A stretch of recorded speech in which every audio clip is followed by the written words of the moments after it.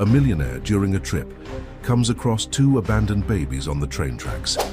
With the train approaching, what he decides to do shocks everyone.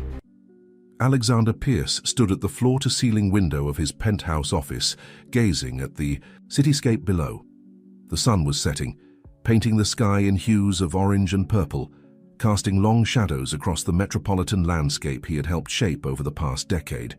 His reflection in the glass showed a man in his late 30s, impeccably dressed in a tailored charcoal suit, with steel-grey eyes that had grown cold from years of calculated decisions. The board meeting had just concluded, another successful merger under his belt. Pierce Industries stock would soar tomorrow, adding another billion to the company's value. Yet, as he stood there, the victory felt hollow. "Mr. Pierce?" His assistant's voice came through the intercom. "The investors are waiting in the private dining room at LeBlanc." "Tell them I'm on my way," he responded, his voice carrying the authority that had become his trademark. As he gathered his things, his eyes fell on the single photograph on his desk, a younger version of himself standing beside his father, Robert Pierce, at the groundbreaking ceremony of their first factory. His father's words from that day echoed in his mind, "Control everything or everything will control you." The elevator ride down was silent, save for the soft hum of machinery. In the parking garage, he bypassed his driver, choosing instead to take his own car, a rare moment of independence in his meticulously controlled life. The private dining room at LeBlanc was a testament to excess. Crystal chandeliers cast a warm glow over the gathered investors, their laughter mixing with the clink of expensive wine glasses. Alexander played his part perfectly, the successful CEO, the calculated risk-taker, the man who had everything under control. "To Pierce Industries," someone toasted, "and to Alexander, who's proven once again why he's the best in the business." He raised his glass, a practiced smile on his face, but his mind was elsewhere.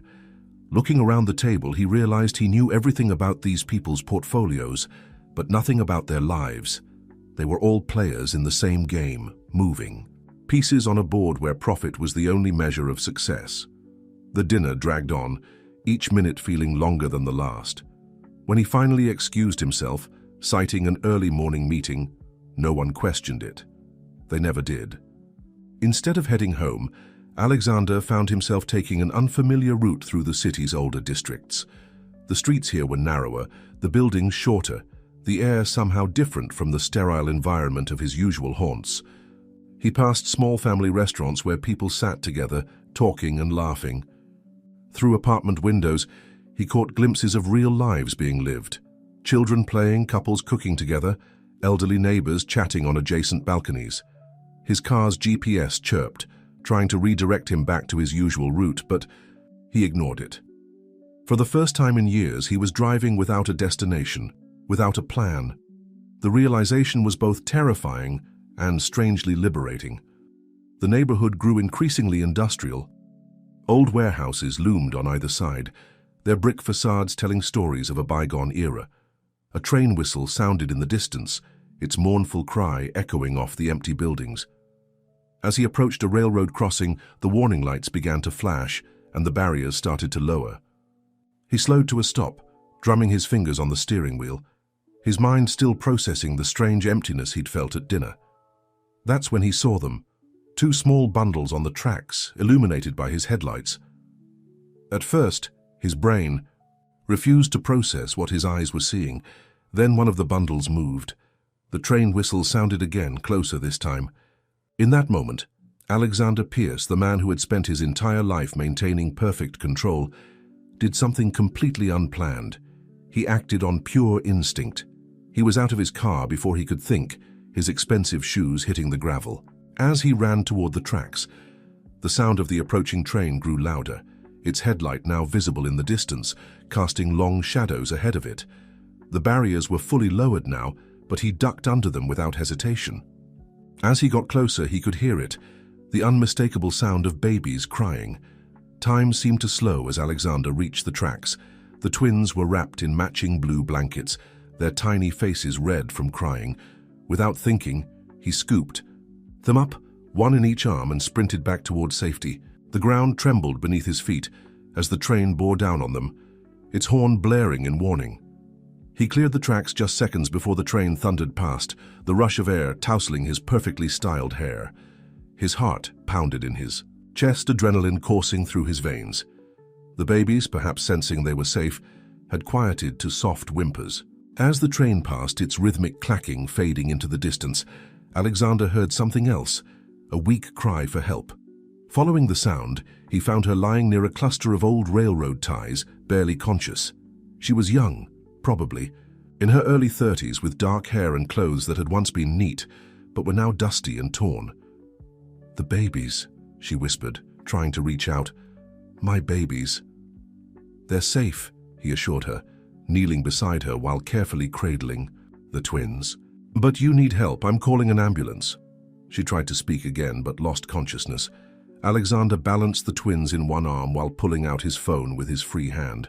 Within minutes, the quiet industrial area was filled with the wail of sirens and the flash of emergency lights. The paramedics worked quickly, loading the unconscious woman into the ambulance. When they asked about the babies, Alexander found himself saying, "I'm going with them." It wasn't a decision he had consciously made, but something in him couldn't bear to let them go. The hospital was a stark contrast to the luxurious environments he usually frequented. The emergency room was crowded, the chairs filled with people from all walks of life. Alexander sat there, still holding the twins, his $1,000 suit wrinkled, his Italian leather shoes scuffed from the gravel. A social worker appeared, asking questions he couldn't answer. Who was the woman? What had happened? Were the babies hurt? All he could tell them was where he had found them. Hours passed. The twins were examined and declared healthy, though dehydrated. They were estimated to be about 6 months old, a boy and a girl. Alexander stayed, making calls to reschedule his morning meetings, something he had never done before. Finally, a doctor emerged to update them on the woman's condition. She was stable but had suffered a concussion and various injuries. What caught everyone's attention was the doctor's next statement. These weren't injuries from a fall. Someone pushed her. The social worker's expression darkened. "I'll contact the police."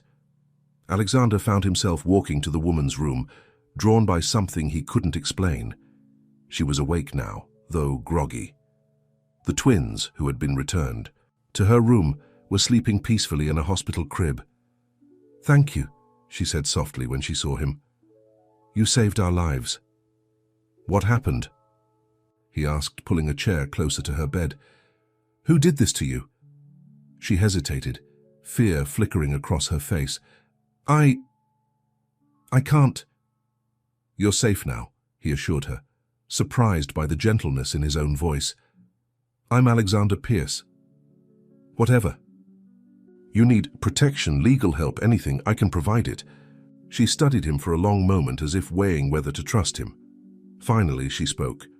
"I'm Emma Thompson. I used to be a teacher before." She glanced at the sleeping twins.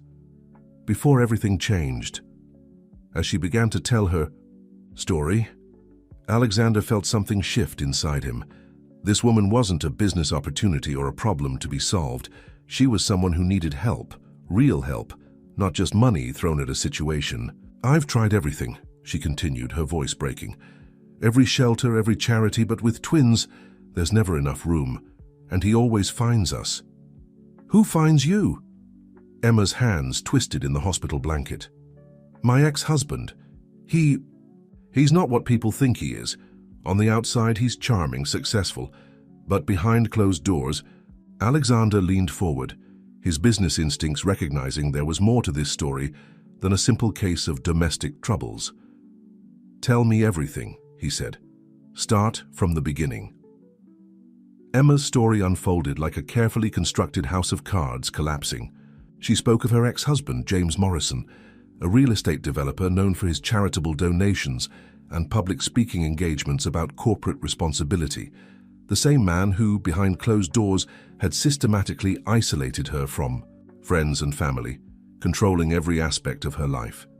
"When I discovered I was pregnant with twins," Emma continued, her voice barely above a whisper, "I thought things would change. James had always talked about wanting children." She paused, closing her eyes briefly. Instead, he became obsessed with controlling every detail of the pregnancy. Which doctors I could see, what I could eat, where I could go. He even quit his job to take care of me. Alexander listened intently, his mind cataloging details with the same precision he usually reserved for business deals. But this was different. For the first time in years, he wasn't analyzing information for profit. He was trying to understand someone's pain. After the twins were born, Emma continued, things got worse. He wouldn't let anyone visit, not even my sister. He installed cameras throughout the house, claiming it was for security. Then I found documents on his computer, plans for the twins' future, all mapped out in disturbing detail. Private schools, career paths, even potential marriage partners, all selected before they could even walk. The twins stirred in their hospital crib, and Emma's eyes darted to them protectively. Alexander noticed how her whole body tensed at any sound from the hallway, her eyes constantly checking the door. 3 weeks ago, I overheard him on the phone, she said, her voice shaking. He was talking about some kind of trust fund for the twins, but it wasn't normal. He was discussing contingency plans if I became problematic. That's when I knew I had to leave. Alexander's phone buzzed, another missed call from the office. He silenced it without looking. How did you end up by the railroad tracks? Emma's hands twisted in the hospital blanket. I thought I had planned everything carefully. I waited until he was at a charity event, packed a small bag with essentials for the twins. I had some money saved. I'd been tucking away small amounts from the grocery allowance he gave me, but somehow he knew. He must have been tracking my phone. She took a shuddering breath. I was trying to get to the women's shelter across town. I thought I'd lost him, but then I saw his car. I ran into the industrial district, hoping to lose him in the maze of old warehouses. That's when he caught up to me. Alexander felt his jaw tighten. He pushed you. Emma nodded slowly. I managed to set the twins down before he reached me. The last thing I remember is falling, and then nothing until I heard your voice. A knock at the door made them both jump. A nurse entered, checking Emma's vital signs and adjusting her IV. Alexander used the interruption to process what he'd heard. James Morrison, he knew the name. Their paths had crossed at various charity functions and business events. The man had always struck him as somewhat artificial, but Alexander had dismissed it as typical networking behavior. After the nurse left, Emma spoke again, her voice stronger. I know how this sounds. James is respected in the community. He has connections with the police, the media, even the judicial system through his charitable work. Nobody would believe me over him. Alexander stood, walking to the window. The city sprawled before them, its lights twinkling in the gathering dusk.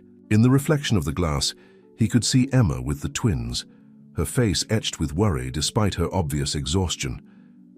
I believe you, he said quietly, turning back to face her. The words surprised him as much as they seemed to surprise her. In his world of corporate takeovers and power plays, trust was a commodity rarely given, but something about Emma's story rang with an authenticity he couldn't ignore. She studied his face, searching for any sign of deception. Why? You don't know me. I could be lying about everything. Alexander's response surprised them both. Because I recognize the look in your eyes. It's the same look I see in the mirror every morning. Someone trapped in a cage built by someone else's expectations. The next morning brought a flurry, gave activity to Emma's hospital room. Social workers, police officers, and hospital administrators all wanted statements and explanations. Alexander watched as Emma repeated her story, each retelling leaving her more drained. He noticed how she carefully omitted certain details, particularly about James's business connections. Between interviews, Alexander made calls of his own. His assistant was bewildered by his requests: secure apartment listings, private security services, and most surprisingly, recommendations for nanny agencies specializing in infant care. Sir, his assistant ventured. The board meeting with Japanese investors. Reschedule it, Alexander interrupted, watching as one of the twins, the boy he'd learned was named Lucas, gripped his finger with surprising strength. The girl, Lily, was sleeping peacefully in the hospital crib. But sir, your father specifically arranged. I said reschedule it. His tone was firm, but lacking its usual edge. He ended the call and turned back to Emma, who was speaking with a police detective. Mrs. Morrison, the detective was saying, without concrete evidence of assault. Ms. Thompson, Emma corrected firmly. I never took his name. And I understand how this works, detective.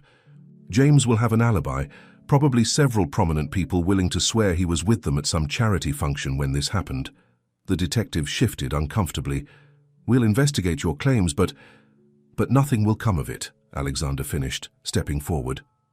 Because Mr. Morrison's charitable foundation happens to be a major donor to the Police Benevolent Association.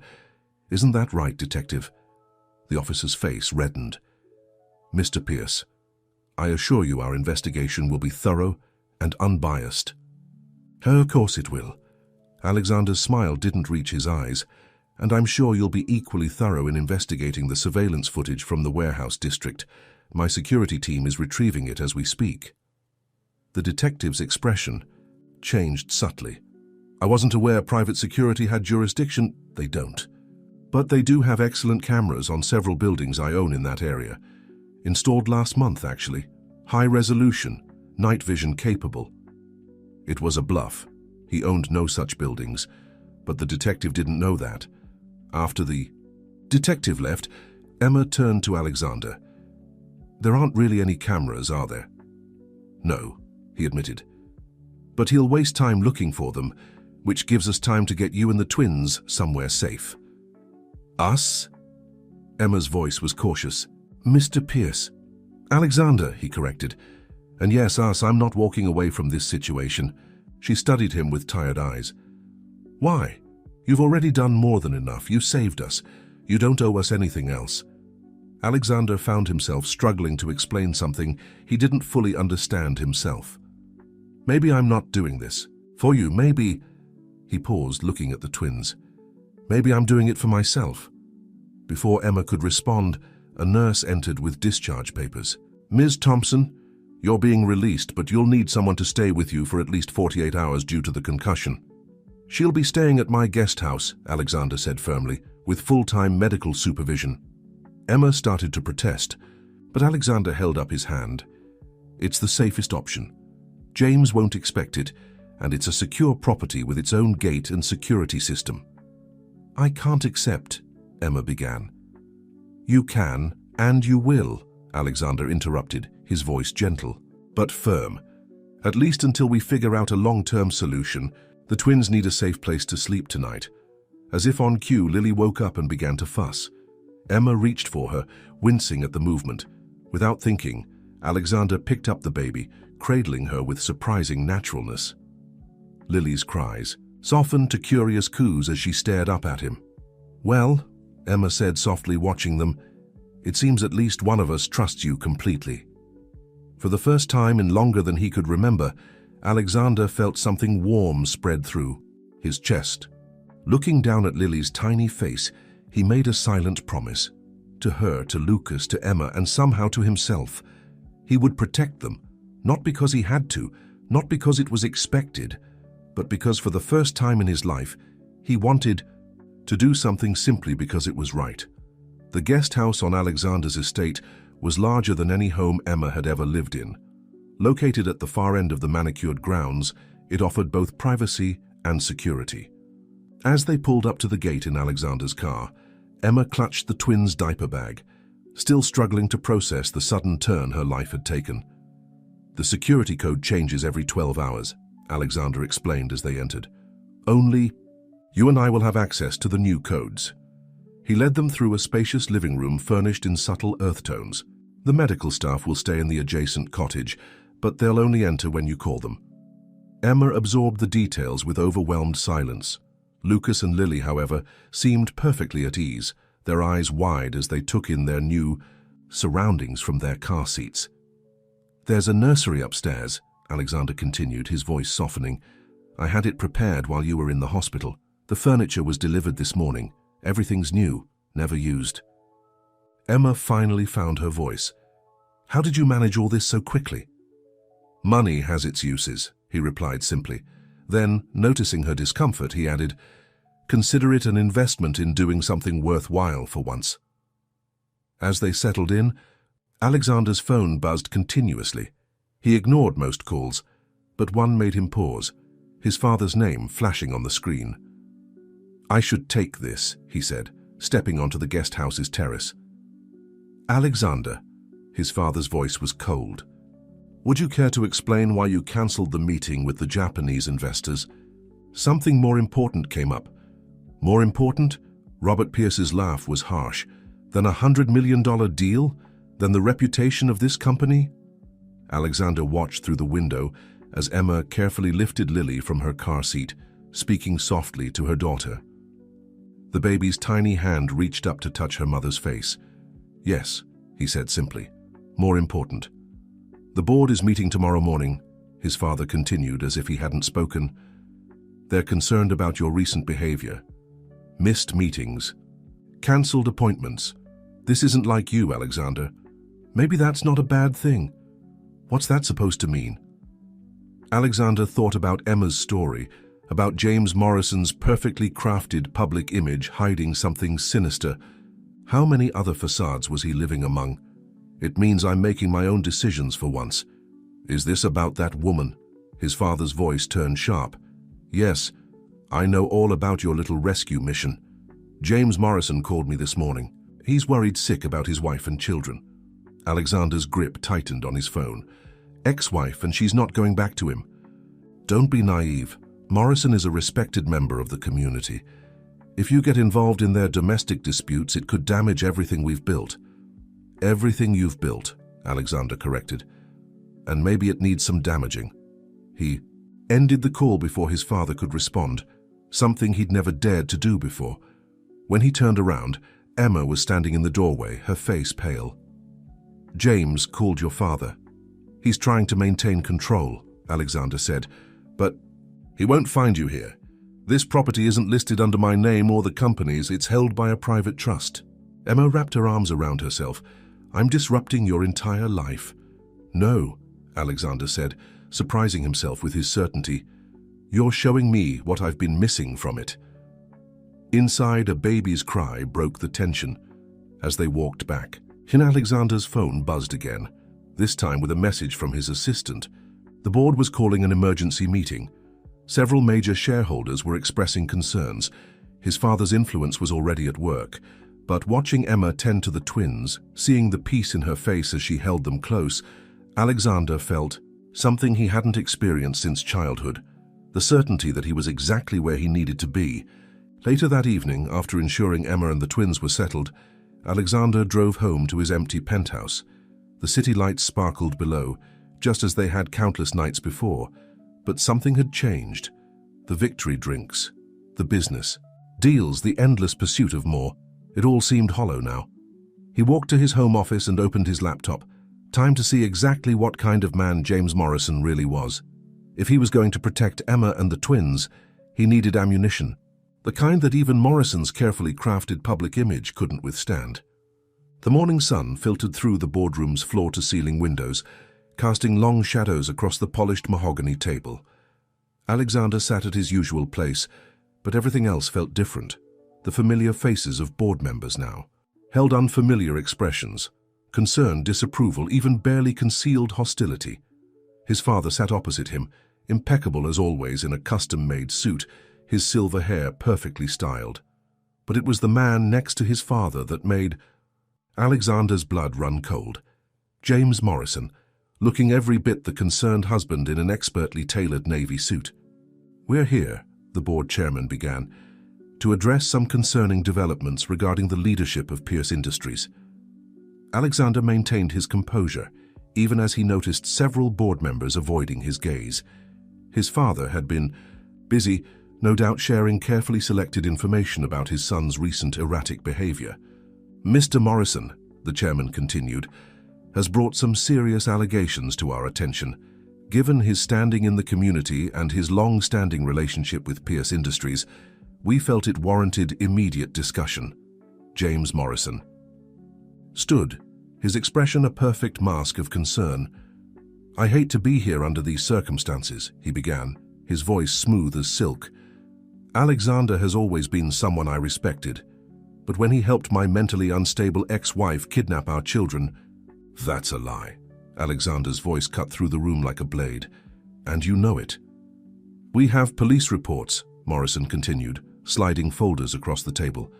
Documentation of Emma's increasingly paranoid behavior, her history of making unfounded accusations, the restraining order I was forced to file. Alexander opened the folder. The documents looked official, complete with police letterheads and timestamps. All carefully fabricated, he was certain, but proving it would be another matter. The board's concern, his father interjected, is not just about this personal matter. Alexander has been making questionable decisions lately, cancelling crucial meetings, neglecting important clients. To prevent a woman and her children from being harmed, Alexander finished. Yes, I made that choice and I'd make it again. The chairman cleared his throat. Alexander, your recent actions have caused several major shareholders to express serious concerns. The company's stock has already dropped 3 points since news of your involvement in this situation became public. Alexander looked around the table, seeing the decision already made in their eyes. His father had orchestrated this perfectly, using Morrison's allegations to paint a picture of a CEO losing his grip, prioritizing personal crusades over shareholder value. We're suggesting, the chairman continued, a temporary leave of absence. Give yourself time to sort out these personal matters. While the board reviews your position, his father added, the threat clear in his voice. Alexander sat back in his chair, a strange calm settling over him. He thought of Emma, and the twins safe in his guest house, of the fear in her eyes when she spoke of Morrison, and the trust she'd placed in him despite everything. No need for a review, he said quietly. I resign. The room erupted in murmurs. His father's face darkened with fury.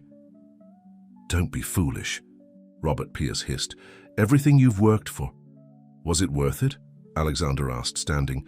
Building all this, maintaining control at any cost? He looked directly at his father. Did it fill the emptiness after Mom left? The color drained from his father's face. It was an unspoken rule in their family, never mention his mother's departure. But Alexander was done with silence.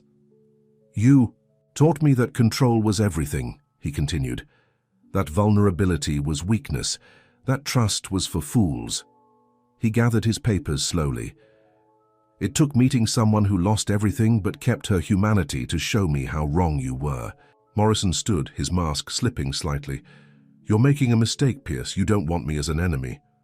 Alexander smiled, and for the first time in years, it reached his eyes. Actually, James, I do. Because unlike everyone else in your life, I'm not afraid of you. He walked to the door, then turned for one final look at the room where he'd spent so many hours, chasing his father's approval. I'll have my resignation letter on your desk within the hour. And James, he paused, the cameras in the warehouse district, they do exist, and I have the footage. It was a bluff, but watching Morrison's face pale slightly made it worth it. Let him wonder. Let him question every shadow, just as he'd made Emma do. As the elevator carried him down from the executive floor, Alexander felt lighter than he had in years.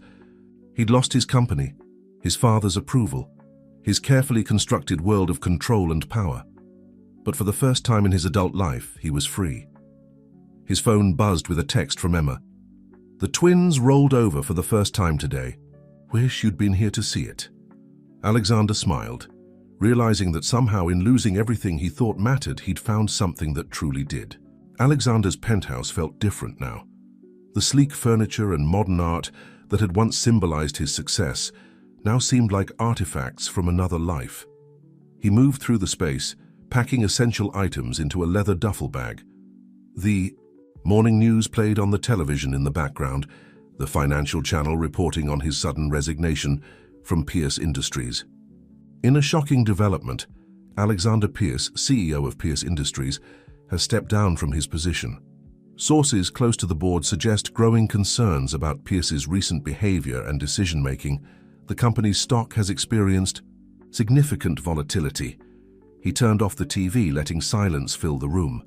His phone had been buzzing non-stop with calls from journalists, business associates, and supposed friends. He ignored them all, responding only to messages from Emma and his private security team. A knock at the door made him pause. Through the security camera, he saw his sister, Catherine, standing in the hallway. He hadn't spoken to her in months. Their father's influence had driven a wedge between them years ago.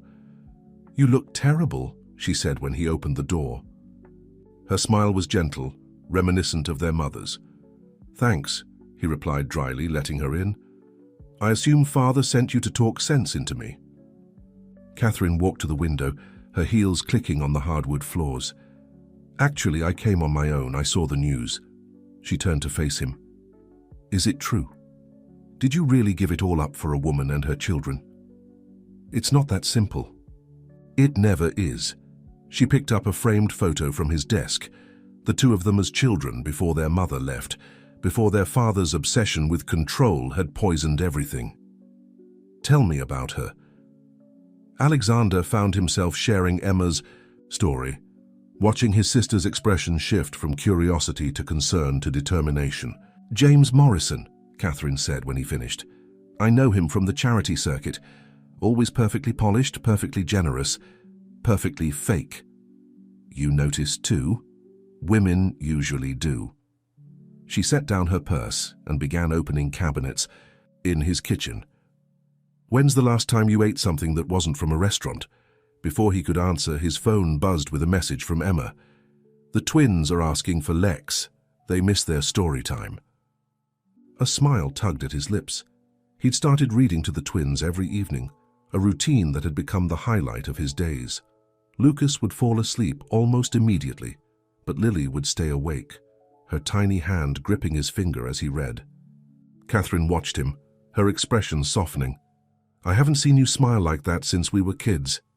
"I'm learning to be human again," he admitted. "Good," she pulled out her phone. "Now, about Morrison, I might have some information that could help." Alexander raised an eyebrow. "What kind of information?" "Let's just say not all of his charitable contributions have been entirely charitable." She showed him some documents on her phone. "I've been doing some digging since I heard about your resignation. His foundation's finances are creative." "How did you get this?" "I may have maintained some connections at the bank where I used to work." She smiled. "Being underestimated has its advantages. No one suspects the socialite who arranges charity galas of understanding financial forensics."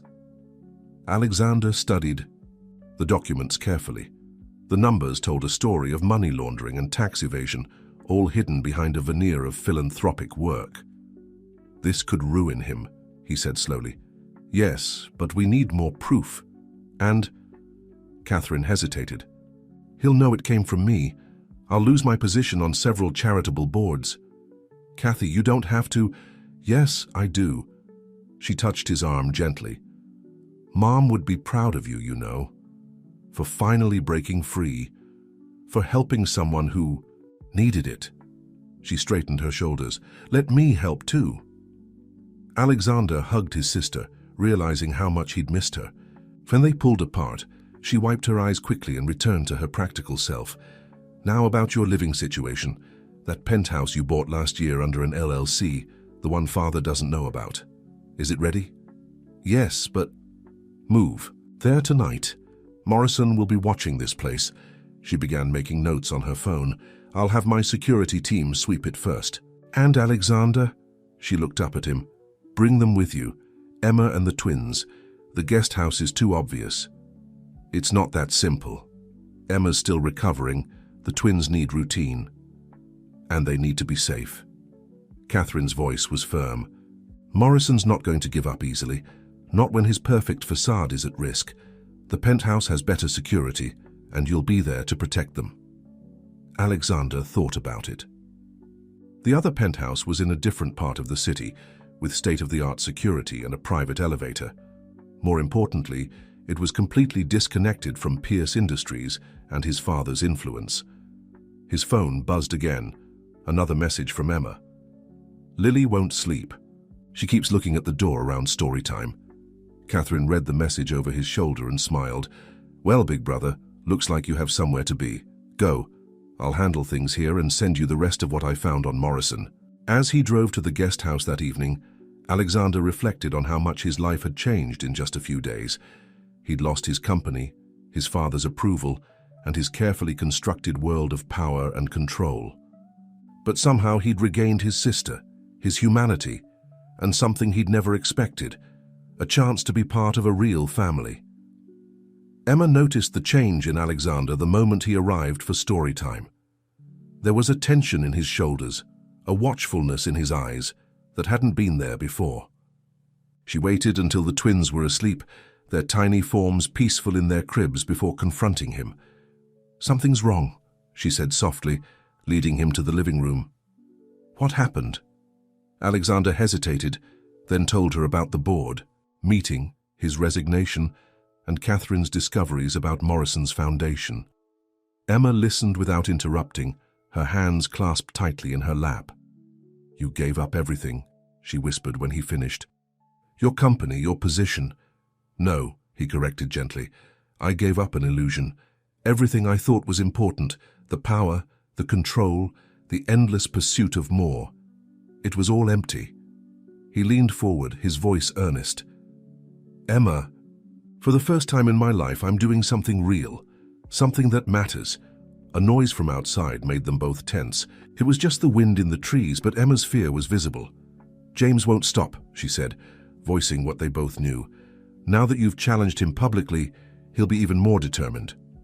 "That's why we need to move," Alexander explained, Catherine's suggestion about the other penthouse.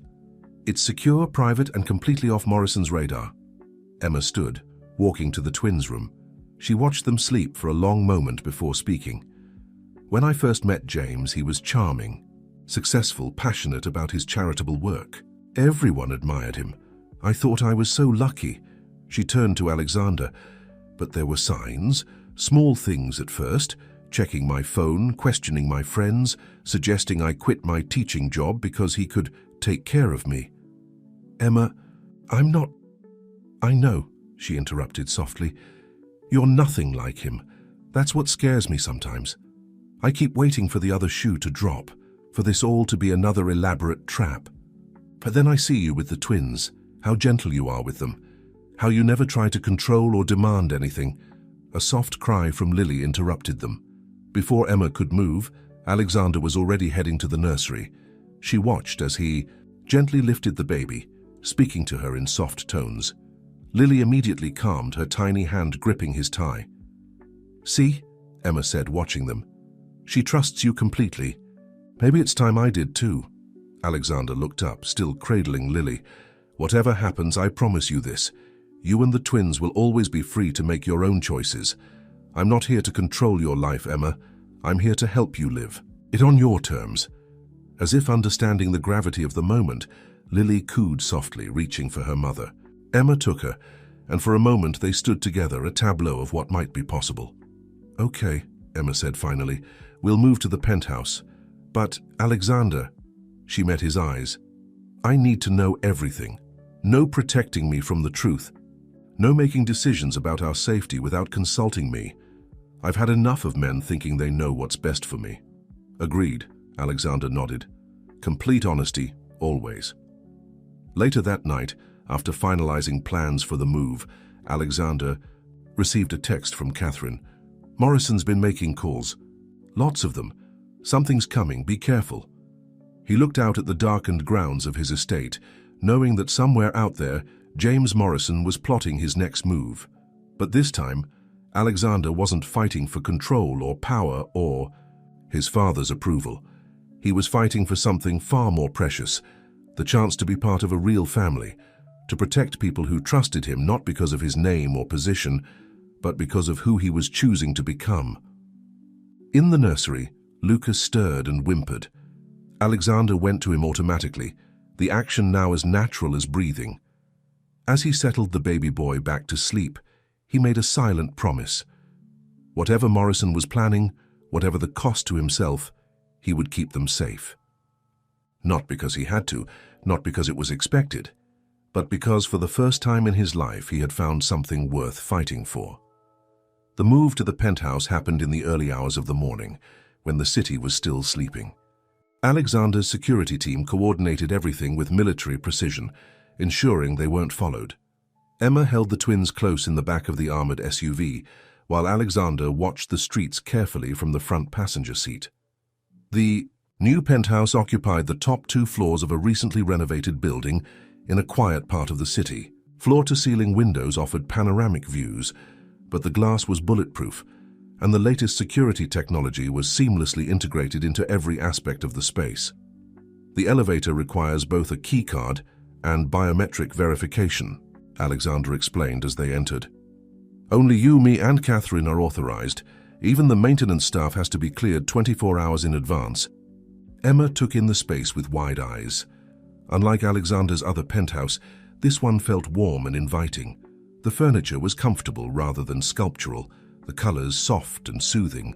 Most surprisingly, one of the rooms had already been converted into a nursery, complete with 2 hand-painted cribs and a rocking chair by the window. Catherine, Alexander explained, noticing her surprise. She's been busy while we were planning the move. The twins, despite the early hour, were wide awake and curious. Lucas immediately began crawling toward a pile of soft toys in the corner, while Lily watched the city lights with fascination. "It's beautiful," Emma said softly, "but also a bit overwhelming. All of this," she gestured at the space. "I'm not used to feeling safe." Alexander wanted to respond, to reassure her, but his phone buzzed with an urgent message from his security team. He read it quickly, his expression darkening. "What is it?" Emma asked, immediately alert. He hesitated, remembering his promise of complete honesty. "Morrison's been making moves. He's filed an emergency custody petition, claiming you're mentally unstable and that I've been helping you evade court orders." Emma's face paled, but her voice remained steady. "We knew he would try something like this. What else?"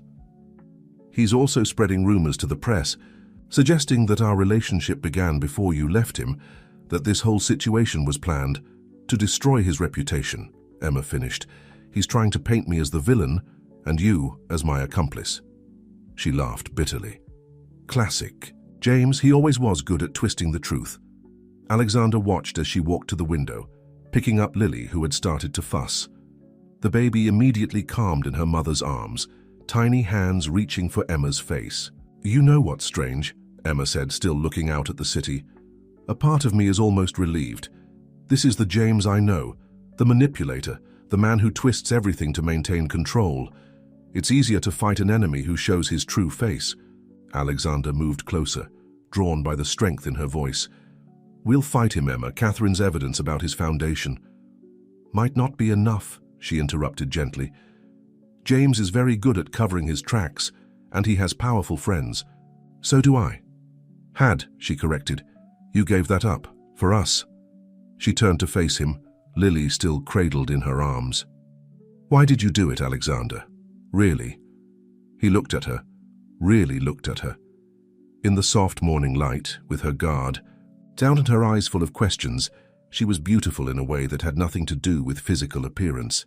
It was the beauty of someone who had been broken, but refused to let it make her bitter, who had every reason to stop trusting but chose to believe in goodness anyway.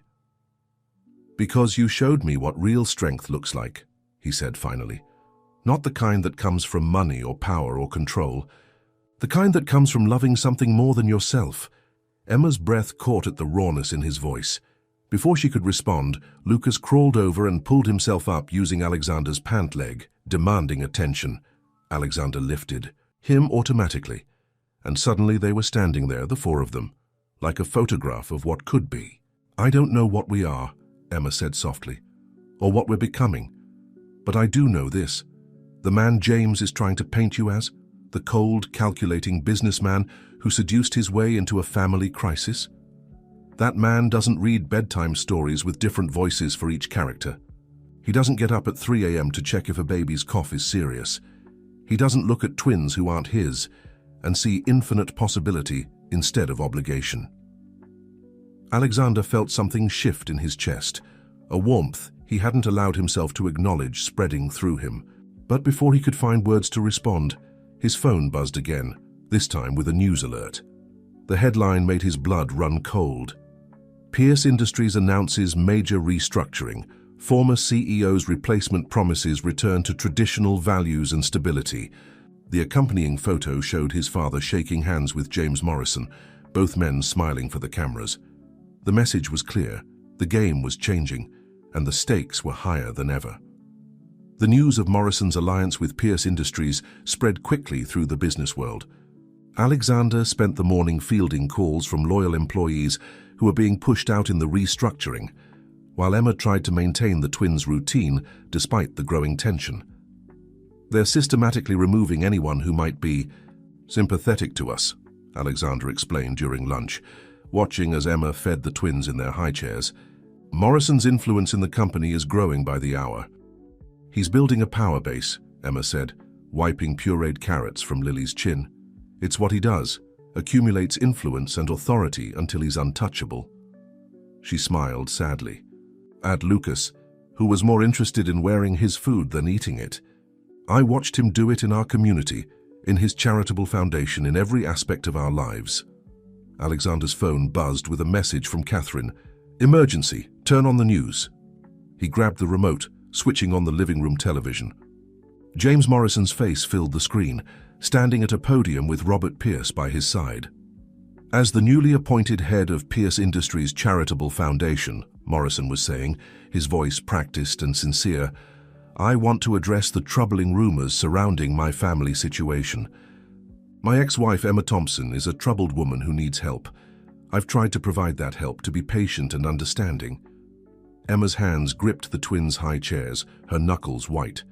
Alexander moved to turn off the TV, but she stopped him. "No," she said firmly. "I need to hear this." When Alexander Pierce took advantage of her vulnerable state, Morrison continued, manipulating her trust for his own agenda against his father's company, he crossed a line that cannot be uncrossed. "So I am announcing today that I am filing for full custody of my children, and I ask for the public's support in bringing them home safely." The press conference erupted in questions, but Emma had heard enough. She lifted Lucas from his high chair, holding him close as if someone might snatch him away at any moment. "He's playing the concerned father," she said, her voice shaking. "The successful businessman worried about his unstable ex-wife, and the man taking advantage of her. It's a perfect narrative." Alexander moved to her side, instinctively reaching for Lily, who was beginning to sense the tension. "Emma, look at me." He waited until she met his eyes. "He's trying to provoke us, to make us react emotionally. That's not how we'll win this." "How will we win it?" she asked, bouncing Lucas gently as he began to fuss. "He has your father's resources now, the media eating out of his hand, and a team of lawyers ready to paint me as an unfit mother." "We'll win it by telling the truth." Catherine's voice came from the elevator. She strode into the penthouse, arms full of files. "Every carefully constructed lie has a weak point. Morrison's is his foundation." She spread the documents on the dining table, careful to avoid the remnants of the twins' lunch. "I've found a pattern. The foundation receives large donations from companies just before they receive favorable treatment from city development committees. Committees where Morrison has influence. Pay to play," Alexander murmured, studying the documents. "But proving it will be difficult," Catherine finished, "but not impossible. Especially since one of those companies just had a very interesting change of heart." She smiled. "Turns out their new CEO has a sister who escaped an abusive marriage. She's willing to testify about Morrison's charitable contributions and what was expected in return." Emma listened to them discuss legal strategies and evidence, trails, but her attention was drawn to the twins. They were playing on their mat nearby, completely unaware of the forces gathering against them. Lily had discovered her reflection in a mirror, while Lucas was determined to climb over every cushion in sight. "They deserve better than this," she said suddenly, interrupting the siblings' discussion. "Better than being pawns in James's games. Better than living in hiding. Hey!" Alexander moved to her side, his hand finding hers naturally. "They have better. They have you. A mother who would do anything to protect them. They have Catherine, who's apparently a secret financial investigator." His sister grinned at that. "And they have me for whatever that's worth." Emma looked down at their joined hands, then up at his face. In the weeks since that night by the railroad tracks, something had been growing between them. Something that went beyond gratitude or obligation. She saw it in the way he looked at her when he thought she wasn't watching, felt it in the gentle brush of his hand when he passed her morning coffee, heard it in his voice when he read bedtime stories to the twins. "It's worth everything," she said softly, squeezing his hand. "But Alexander, if this goes wrong, if James wins—" "He won't," Catherine interrupted firmly. "Because unlike him, we're not fighting for power or control or reputation. We're fighting for family." She smiled at the twins. "Speaking of which, I believe I was promised some quality aunt time with my favorite niece and nephew." As Catherine settled on the floor with the babies, Emma led Alexander to the kitchen, needing a moment away from watchful eyes. "I'm scared," she admitted, her voice barely a whisper. "Not just of James, but of how much I've come to depend on you, how much the twins have come to love you. If we lose this fight—" Alexander touched her cheek gently, and she leaned into his hand without thinking. "We won't lose," he said, "because this time you're not fighting alone, and Emma—" He waited until she met his gaze. "I've come to depend on you too, on all of you, more than I ever thought possible." The moment stretched between them, full of unspoken words and growing possibilities. In the living room, they could hear Catherine making the twins laugh, the sound of simple joy cutting through the tension of the day. It was Lily's cry of "Lex" that broke the moment, making them both smile. The baby had recently started trying to say his name, though it usually came out as more of a happy squeal. "Duty calls," Emma said softly, but neither of them moved immediately, both aware that something had shifted between them, something that even James Morrison's schemes couldn't touch. Catherine's evidence against Morrison's foundation sparked a quiet investigation, but their opponent wasn't sitting idle. Over the next few days, a series of calculated attacks began to unfold. First came the financial pressure.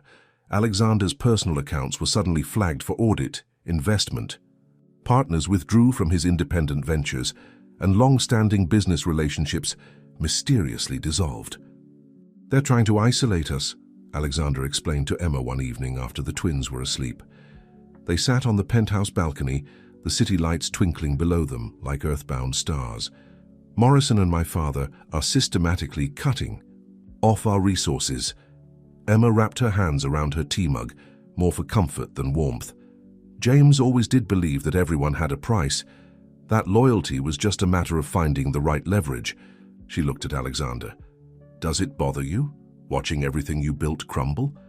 He studied her face in the soft evening light, realizing that the answer surprised even him. "No," he said simply. "What bothers me is knowing that I used to be part of that world, where power was everything and people were just pieces to be moved around a board." A soft cry from the nursery interrupted them. Emma started to rise, but Alexander touched her arm gently. "I'll go. You finish your tea." She watched him disappear into the penthouse, marveling at how natural it felt now. This shared care of the twins, this quiet domesticity that had grown between them. A few minutes later, she heard his voice through the baby monitor, soft and gentle as he soothed Lily back to sleep. "There we go, princess, just a bad dream. Everything's okay now." Emma closed her eyes, letting his voice wash over her. How different he was from James, whose idea of parenting had been creating spreadsheets of developmental milestones and educational objectives before the twins were even born. Her phone buzzed with a text from her sister Rachel. "Just saw James on the morning shows. He's playing the heartbroken father role perfectly. Be careful, Em." Before she could respond, Alexander returned to the balcony. One look at her face told him something was wrong. "Rachel?" he asked, settling beside her. "Again." Emma nodded, showing him the message. "James is ramping up the public pressure. Rachel says he's been making the rounds on all the morning shows playing the victim." "He's good at it," Alexander acknowledged. "But Emma, that's all it is. A performance. The truth is in the Foundation's records, in the pattern of bribes and favors. Catherine's contact might not be enough," Emma interrupted gently. "You don't know James like I do. He'll have contingencies for his contingencies." "The woman who's willing to testify?" He'll find something to discredit her, or someone to pressure her into silence. Alexander reached for her hand, an instinct he'd stopped fighting weeks ago. Then we'll find another way. Morrison isn't the only one who can play the media game. Emma tensed. What do you mean? I mean, it's time to tell our story. The real story. He turned to face her fully. Not through lawyers or press releases, but in our own words.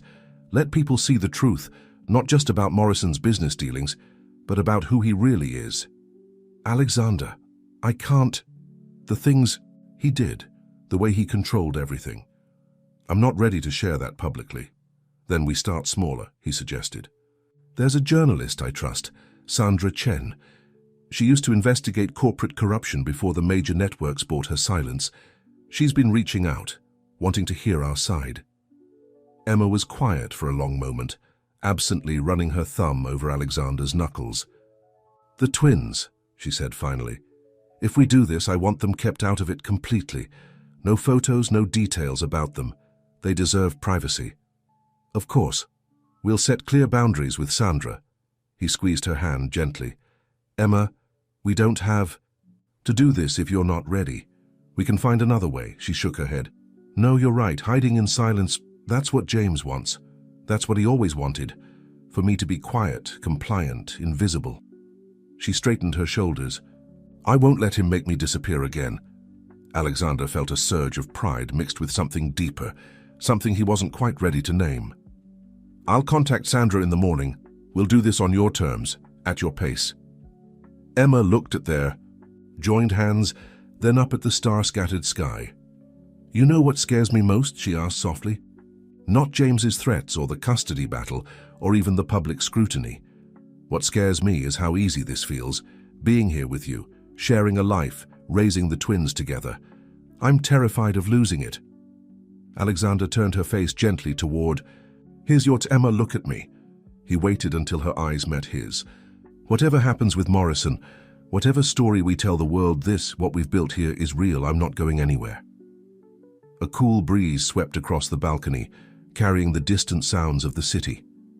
In the nursery, they could hear Lucas's soft snores through the baby monitor, punctuated by Lily's occasional sighs. It was a moment of perfect peace before the storm they knew was coming.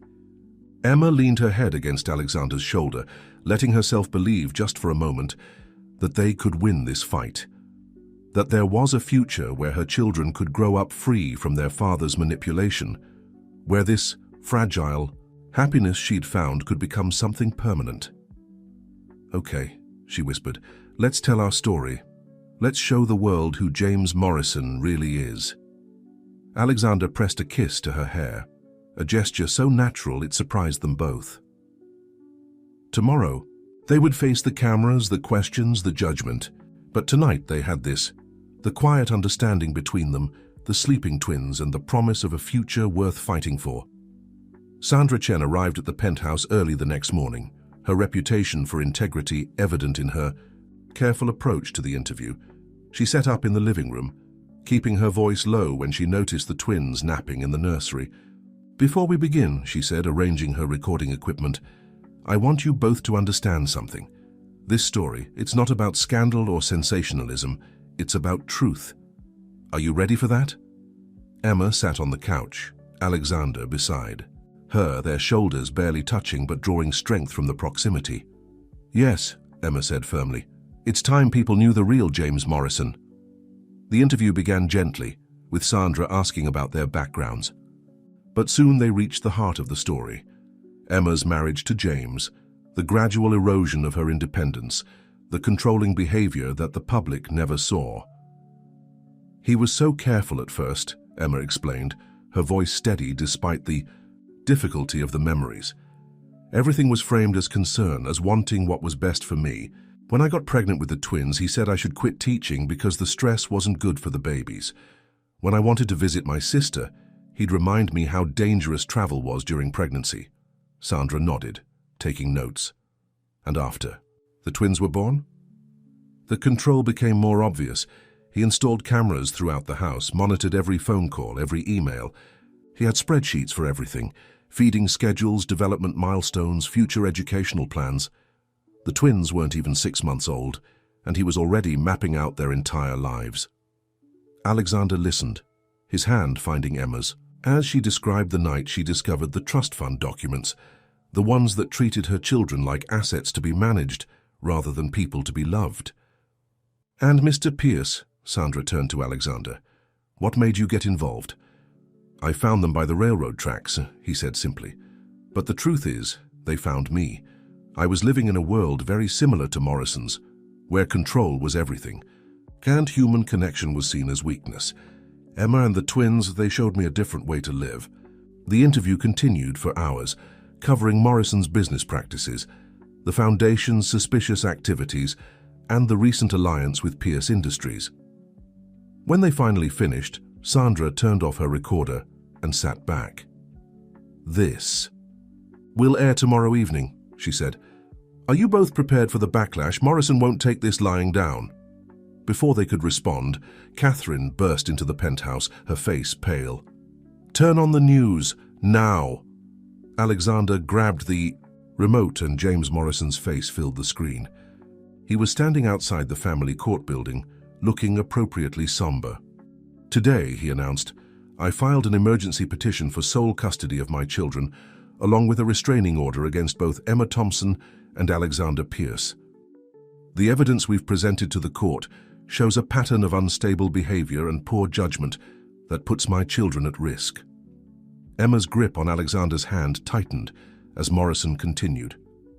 "Furthermore, we've submitted documentation proving that Mr. Pierce's involvement was not, as they claim, a random act of kindness. Phone records show contact between him and my ex-wife, dating back months before their supposed first meeting." "That's a lie," Emma whispered. We know," Catherine said grimly, "but he's fabricated evidence to support his story. He's painting this as a calculated attempt by Alexander to use you and the twins to attack Pierce Industries." Sandra Chen was already making calls. "I can rush the interview to air tonight instead of tomorrow," she offered. "Get your side of the story out there before his narrative takes hold." But Alexander was watching Emma, seeing the fear creep back into her eyes. "No," he said firmly. "We do this right, not rushed. Morrison wants us to react emotionally, to look desperate." He turned to Emma. "We know the truth. So does everyone who matters." As if to emphasize his point, Lucas's voice came through the baby monitor, calling Mama and Lex in his baby babble. Emma closed her eyes, drawing strength from the sound. "Alexander's right," she said finally. "James wants us to panic, to make mistakes, but we're not playing his game anymore." She looked at Sandra. "Run the interview as planned tomorrow. Let people see the whole truth, not just sound bites and accusations." After Sandra left, promising to call with updates, Catherine hugged them both. "I'll have our lawyers prepare responses to the custody filing. We knew this was coming. We're ready for it." Left alone, Emma and Alexander stood by the nursery door, watching the twins play in their cribs. Lily was standing, bouncing excitedly when she saw them, while Lucas was more interested in his stuffed elephant. "I meant what I said," Emma spoke softly. "We're not playing his game anymore. Whatever happens tomorrow, whatever people believe, the truth is right here in this room." Alexander wrapped an arm around her shoulders, and she leaned into him naturally. "Yes," he agreed. "The truth is right here." They stood there together, watching their unlikely family, knowing that tomorrow would bring challenges, but facing them with something Morrison could never understand, the strength that comes from choosing love over power, truth over control, and each other over everything else. The evening Sandra Chen's interview aired, the penthouse was quiet, except for the soft murmur of the television. Emma sat curled on the couch, Alexander beside her, while Catherine paced behind them, phone in hand. The twins were asleep in the nursery, blissfully unaware of the tension in the air. Sandra's piece was masterfully crafted. She began not with accusations or sensationalism, but with simple human moments.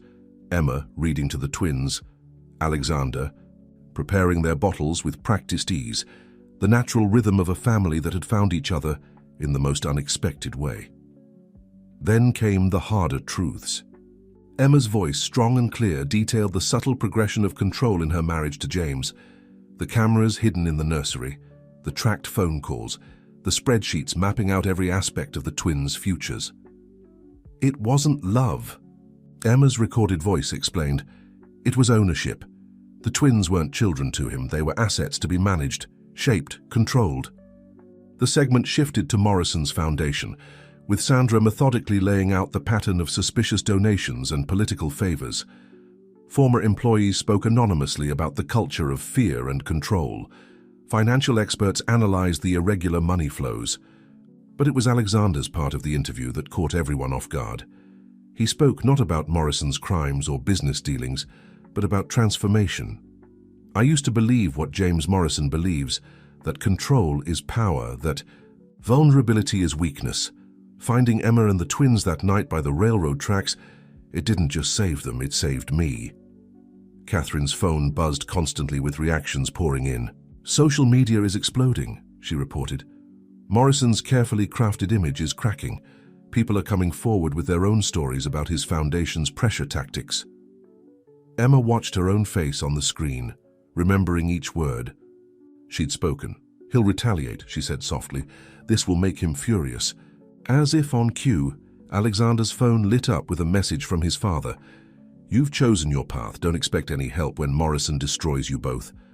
But there were other messages too, from former employees expressing support, from domestic violence survivors thanking Emma for speaking out, from business associates, quietly offering to help expose Morrison's corrupt practices.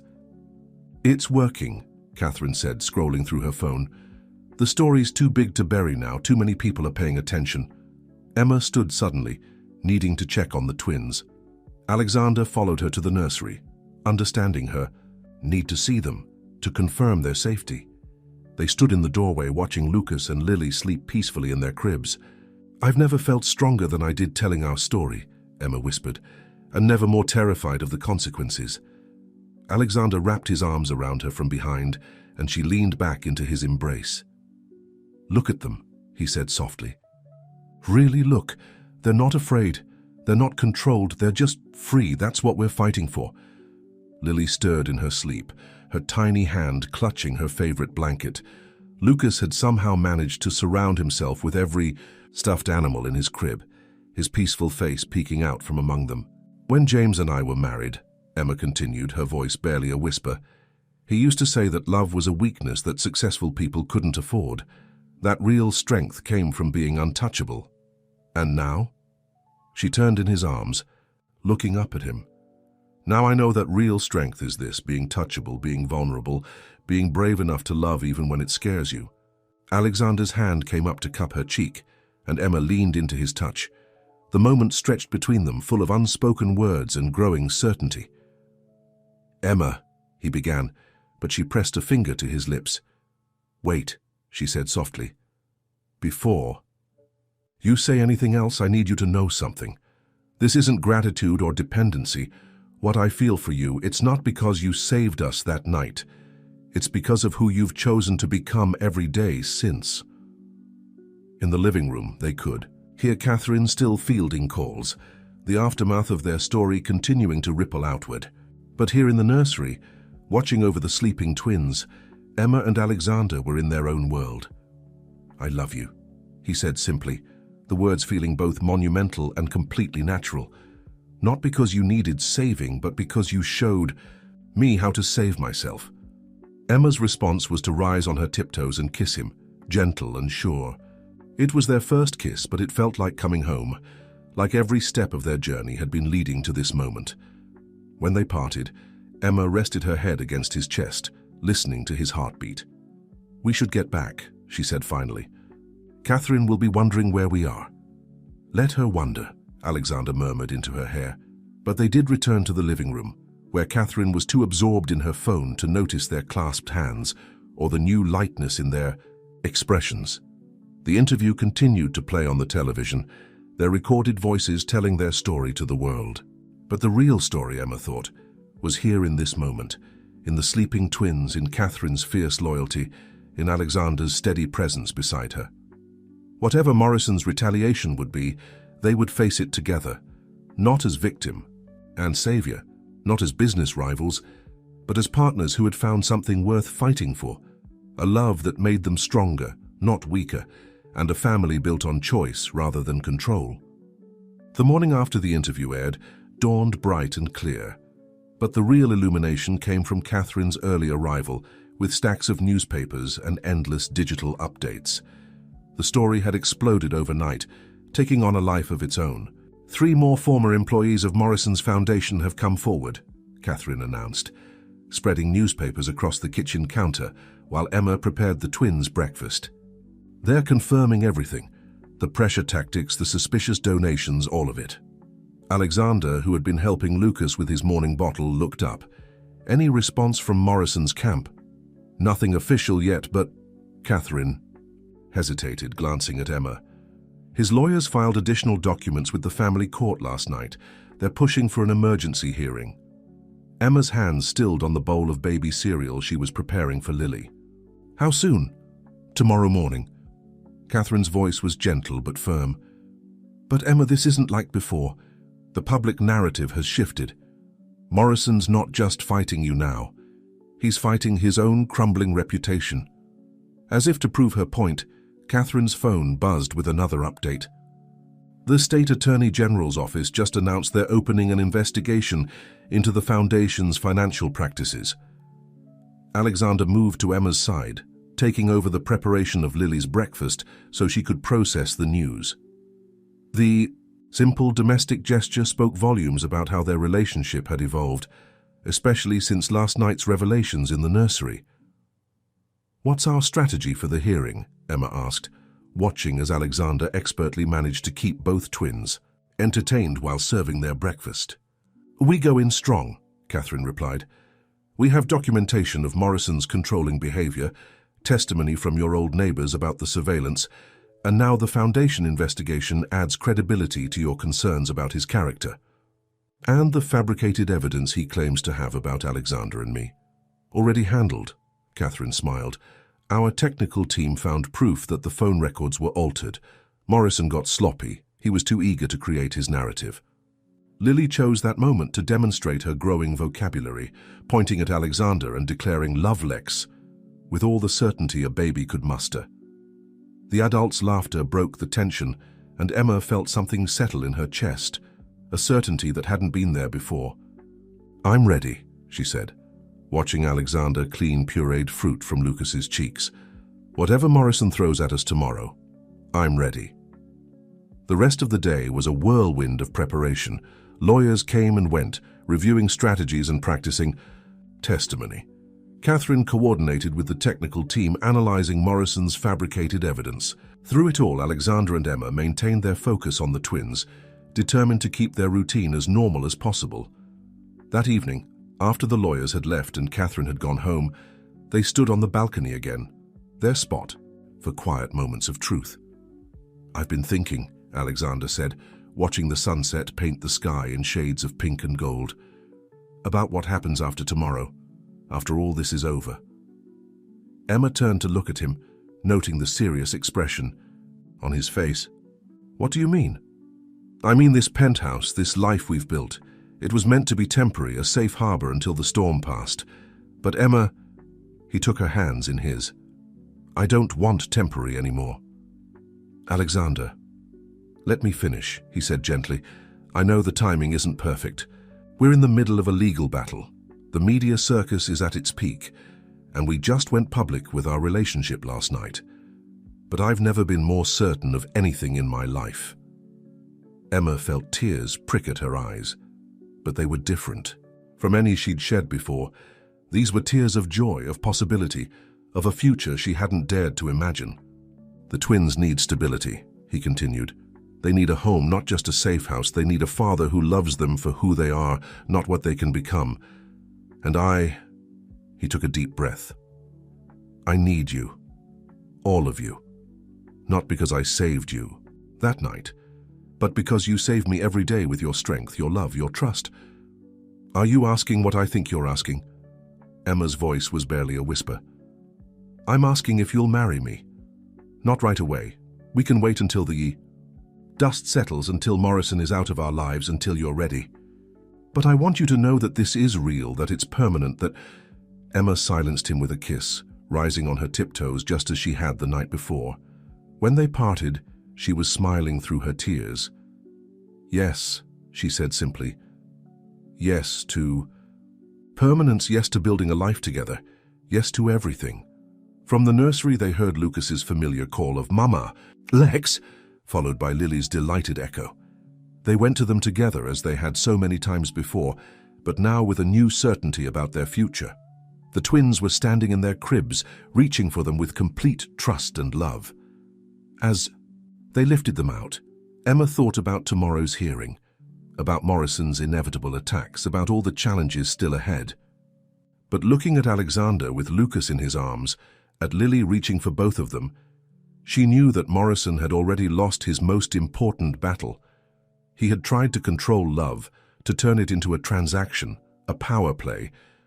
But real love, the kind that had grown in this penthouse among 4 unlikely people, couldn't be controlled or calculated or contained.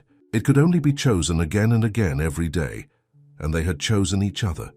The morning of the custody hearing brought a tense atmosphere to the penthouse. Emma stood in front of the mirror, smoothing her conservative navy dress, while Alexander helped Catherine settle the twins with their trusted nanny. "Remember," Catherine was saying, "no matter what happens in that courtroom, the public is on your side now. Morrison's foundation is under investigation. His business partners are distancing themselves." "None of that matters," Emma interrupted, softly, watching through the doorway as Alexander knelt to kiss each twin goodbye. "The only thing that matters is the judge believing the truth about James." The drive to the courthouse was quiet, their hands clasped together in the back of the car, while Catherine reviewed last-minute details with their legal team via phone. News vans lined the street. Reporters clustered at the courthouse steps. "Ready?" Alexander asked as their car approached. Emma squeezed his hand. "As long as you're with me." They emerged from the car into a storm of camera flashes and shouted questions. Alexander's arm around her waist was steady, protective without being possessive, everything James had never been. Catherine flanked them on the other side, creating a united front as they climbed the courthouse steps. Inside, their lawyers waited with updates. "Morrison's team is trying to exclude the Foundation investigation evidence," one reported. "They're arguing it's not relevant to custody." "Of course they are," Catherine muttered. "His whole case falls apart if the judge sees the pattern of control and manipulation." Before Emma could respond, a hush fell over the corridor. James Morrison was approaching, flanked by his legal team and Robert Pierce. He looked exactly as Emma remembered, perfectly groomed, expertly controlling his expression, power radiating from every calculated movement. "Emma," he said smoothly, as if they were meeting at a social event, "you're looking well. I trust my children are being properly cared for." Emma felt Alexander tense beside her, but she stood straighter. "Our children are perfect, James. They're happy, healthy, and free." Something flickered in Morrison's eyes at the word free, a crack in his perfect facade. But before he could respond, the bailiff called them into the courtroom. The proceedings began with Morrison's team presenting their case. They painted a picture of Emma as unstable, manipulated by Alexander in a complex scheme to damage Pierce Industries. They produced carefully selected photos, edited video clips, and testimony from witnesses who spoke about Emma's erratic behavior after leaving James. But Catherine's preparation paid off. During cross-examination, their lawyers systematically exposed the holes in Morrison's evidence. The supposedly concerned witnesses were revealed to have financial connections to his foundation. The surveillance footage from their former home, meant to show Emma's instability, instead demonstrated James's obsessive control. Then it was their turn. Emma took the stand first, her voice steady as she told their story. She spoke about the gradual erosion of her freedom, the suffocating control, the moment she discovered James's plans for the twins' futures mapped out in cold corporate terms. "The final straw," she explained, "wasn't fear for myself. It was reading those documents and realizing that to James, Lucas, and Lily weren't children to be loved. They were assets to be managed. Their entire lives were planned without any consideration for who they might want to become." Morrison's lawyer tried to shake her testimony, but Emma remained calm. When he presented the fabricated phone records suggesting prior contact with Alexander, She waited for their technical expert to methodically demonstrate the alterations. Alexander's testimony followed. He spoke not as the former CEO of Pierce Industries, but as a man transformed by love and responsibility. "The night I found them by the railroad tracks," he explained, "I was living much like James Morrison, believing that control was strength and emotional connection was weakness. Emma and the twins didn't just need saving that night. They showed me what real strength looks like." The courtroom was silent as he described the twins' milestones. First words, first steps, first signs of their distinct personalities emerging. He spoke about Lily's determination to climb everything in sight, Lucas's gentle way with smaller babies at the park, their joint love of bedtime stories. "They're not statistics in a spreadsheet or assets to be managed," he concluded.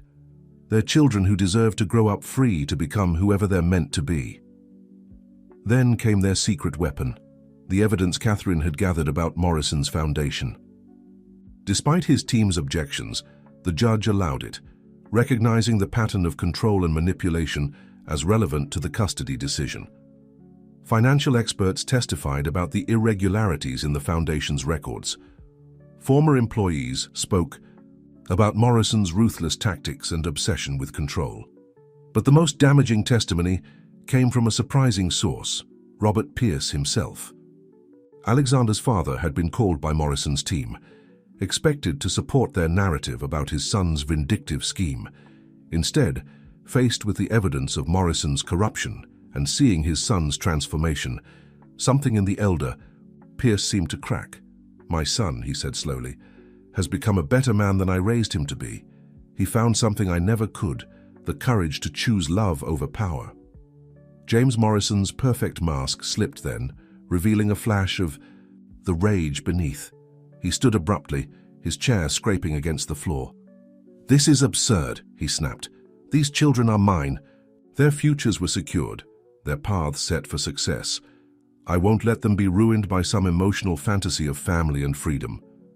The judge's gavel cracked sharply.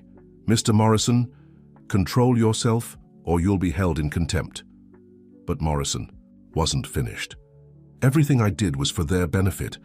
The surveillance, the planning, the control, it was all to ensure they wouldn't be weak, wouldn't be vulnerable like their mother." His outburst hung in the air, more damaging than any evidence they could have presented. Emma felt tears in her eyes, not from fear this time, but from relief. Finally, everyone could see the truth she'd lived with for so long. Alexander's hand found hers as they waited for the judge's decision. Catherine sat behind them, her presence steady and supportive. Outside the courtroom, they could hear the murmur of reporters and spectators, but inside, in this moment, the world had narrowed to the sound of the judge clearing his throat. The judge's decision was clear and unequivocal. Full custody was awarded to Emma, with James Morrison granted only supervised visitation rights, pending completion of counseling and parenting classes. More importantly, the judge issued a permanent restraining order, ensuring that Morrison couldn't use his resources to continue monitoring or controlling their lives. As they left the courthouse, the media frenzy had intensified. But this time, Emma faced the cameras with confidence, Alexander's arm around her waist not for protection now, but in celebration. "All I've ever wanted," she told the reporters, "was for my children to grow up free to become themselves. Today, that freedom is guaranteed." The drive home was filled with a lightness none of them had felt in months. Catherine was already receiving updates about the impact of the hearing. Morrison's foundation was under formal investigation, his business partners were dissolving ties, and the carefully constructed empire of control he'd built was crumbling. But Emma's thoughts were only on the twins. As they rode up in the elevator, she could hardly wait to hold them, to know that they were finally, truly safe. The scene that greeted them in the penthouse made them all pause. Lucas and Lily were in the living room with their nanny, surrounded by building blocks. They had constructed something that looked vaguely like a castle, and Lily was placing her favorite stuffed elephant on top as a finishing touch. "Mama! Lex!" Lucas spotted them first, his face lighting up. He took a few wobbly steps toward them, before sitting down abruptly, laughing at his own stumble. Lily was right behind him, managing to stay upright as she toddled over, arms raised in their familiar request to be lifted. Alexander scooped her up, while Emma knelt to gather Lucas in her arms. "We did it, little ones," Emma whispered, touching her forehead to Lucas's while reaching out to hold Lily's tiny hand. "We're free." The nanny quietly excused herself, leaving the family to their celebration. Catherine hung back, watching her brother with the twins, seeing how naturally he had stepped into the role of father. "I should go too," she said, smiling at the scene. "There's still work to be done with the Foundation investigation and—" "Stay," Emma interrupted, still holding Lucas. "You're part of this family too. We wouldn't be here without you." As if to emphasize the point, Lily reached out from Alexander's arms, calling Cat Cat, her version of Catherine's name. Even Lucas joined in, making it impossible for Catherine to refuse. They ordered dinner in, spreading blankets on the living room floor for an impromptu picnic. The twins were fascinated by the casual setting, treating it like a grand adventure. Lily insisted on offering bites of her food to everyone, while Lucas was more interested in rearranging the blankets into new configurations. As the evening wound down, Catherine finally left to handle the press response, leaving Alexander and Emma alone with the sleepy twins. They went through their bedtime routine together, baths, stories, lullabies. It felt different now, knowing this wasn't temporary, wasn't under threat. After the twins were asleep, they returned to their balcony, their special place for important moments. The city stretched out before them, but it felt different now, not a place to hide, but a world of possibilities. "I've been thinking," Alexander said, pulling Emma close, "about the wedding." She looked up at him, smiling. "Already planning?" "Not exactly. I was thinking, what if we did something small? Just family here in the penthouse. The twins could toddle down a makeshift aisle. Catherine could be our witness." "Perfect," Emma said simply. "When? Next month? Give the media circus time to die down, but not so long that we're waiting just for the sake of waiting." Emma turned in his arms, looking out at the city. "You know what I love most about that idea? It's exactly what we want, not what anyone else expects. No grand society wedding, no corporate merging of empires, just us choosing each other." "Speaking of choices," Alexander said, "I've been talking with Catherine about starting something new. A foundation, but a real one this time, focused on helping families escape controlling situations, providing resources, support. Using our story to help others write their own," Emma finished. She was quiet for a moment, then added, "I've been thinking about teaching again, not right away, but eventually. Maybe working with your foundation, helping other women recognize the signs I missed for so long." Alexander kissed her temple. "Whatever you want to do, whenever you're ready. No spreadsheets, no planned paths." A soft cry from the nursery interrupted them. Lily's familiar call for one last good-night kiss. They went together, as they had so many times before, but now with the certainty that this was their future, freely chosen and fought for. The twins were both awake, standing in their cribs with sleepy smiles. Lucas reached for Emma, while Lily made grabby hands at Alexander, their perfect little family circle complete. "You know," Emma said softly, watching Alexander settle Lily back down with gentle whispers, "James never understood that this is what real power looks like. Not control or manipulation or perfectly planned futures, just love, freely given and freely returned." Looking at their children, at the man who had become their father through choice rather than obligation, Emma felt the last shadows of her past fade away. They had all been transformed by that night by the railroad tracks, not just saved but set free to become who they were meant to be. The future stretched out before them, not as a carefully plotted spreadsheet, but as an open road of possibilities. There would be challenges, certainly, but they would face them together, their strength coming not from control, but from the freedom to choose each other every day. The weeks following the custody hearing brought a different kind of busy to the penthouse. Instead of legal documents and strategy sessions, the space was filled with wedding preparations, simple but meaningful touches that reflected their journey together. Emma stood in what had become their home office, now temporarily converted into a staging area for wedding plans. Catherine had helped them maintain their desire for intimacy while adding touches of elegance that made the event feel special without being ostentatious. "The flowers will be delivered the morning of," Catherine explained, showing Emma the arrangements they'd chosen. Soft whites and blues, simple but elegant. "And the twins' outfits are ready for their final fitting." The mention of the twins drew Emma's attention to the window, where she could see Alexander in the living room, practicing with Lucas and Lily for their roles as ring-bearers. He had created a game out of it, making them laugh as they toddled down their makeshift aisle with empty ring boxes. "They're naturals," Catherine commented, following Emma's gaze, "though I suspect Lily will try to steal the show." As if on cue, Lily twirled in her practice dress, tumbling into Alexander's waiting arms with delighted giggles. Lucas, ever the observer, watched his sister's antics with a thoughtful expression that made him look so much like Alexander that Emma's heart squeezed. "It's amazing," Emma said softly, "how completely he's become their father. Not through obligation or legal documents, but through 1,000 small moments of love." Catherine smiled, setting aside her planning notebook.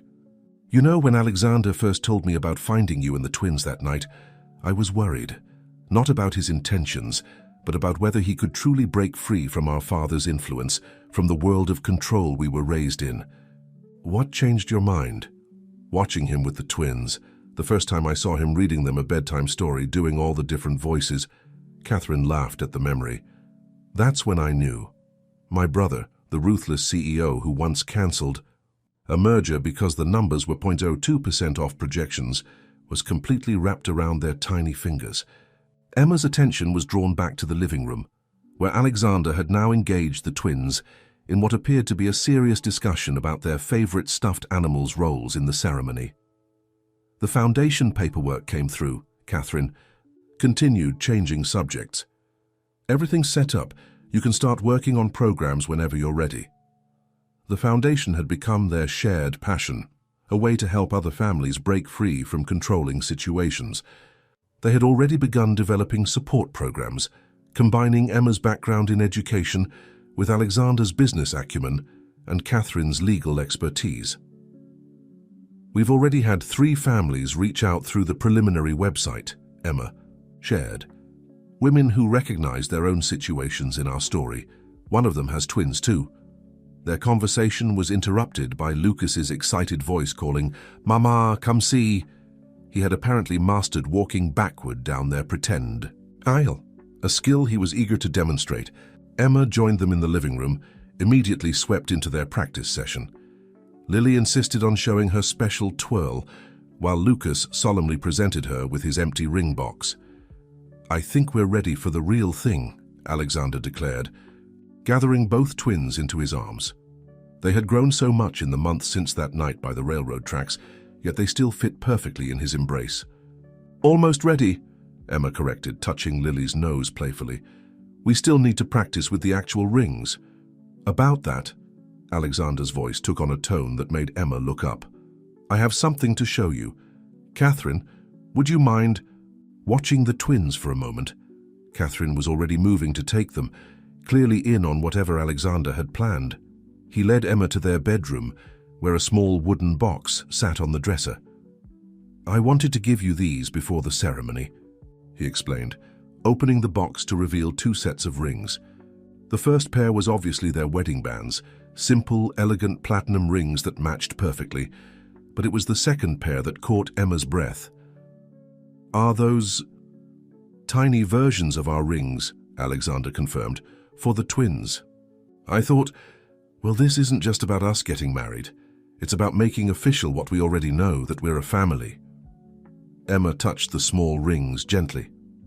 They were perfect miniatures, designed to be worn on chains around the twins' necks. The inscriptions, Alexander continued, showing her the tiny engravings. Lucas's says, "Chosen with love," and Lily's says, "Free to soar."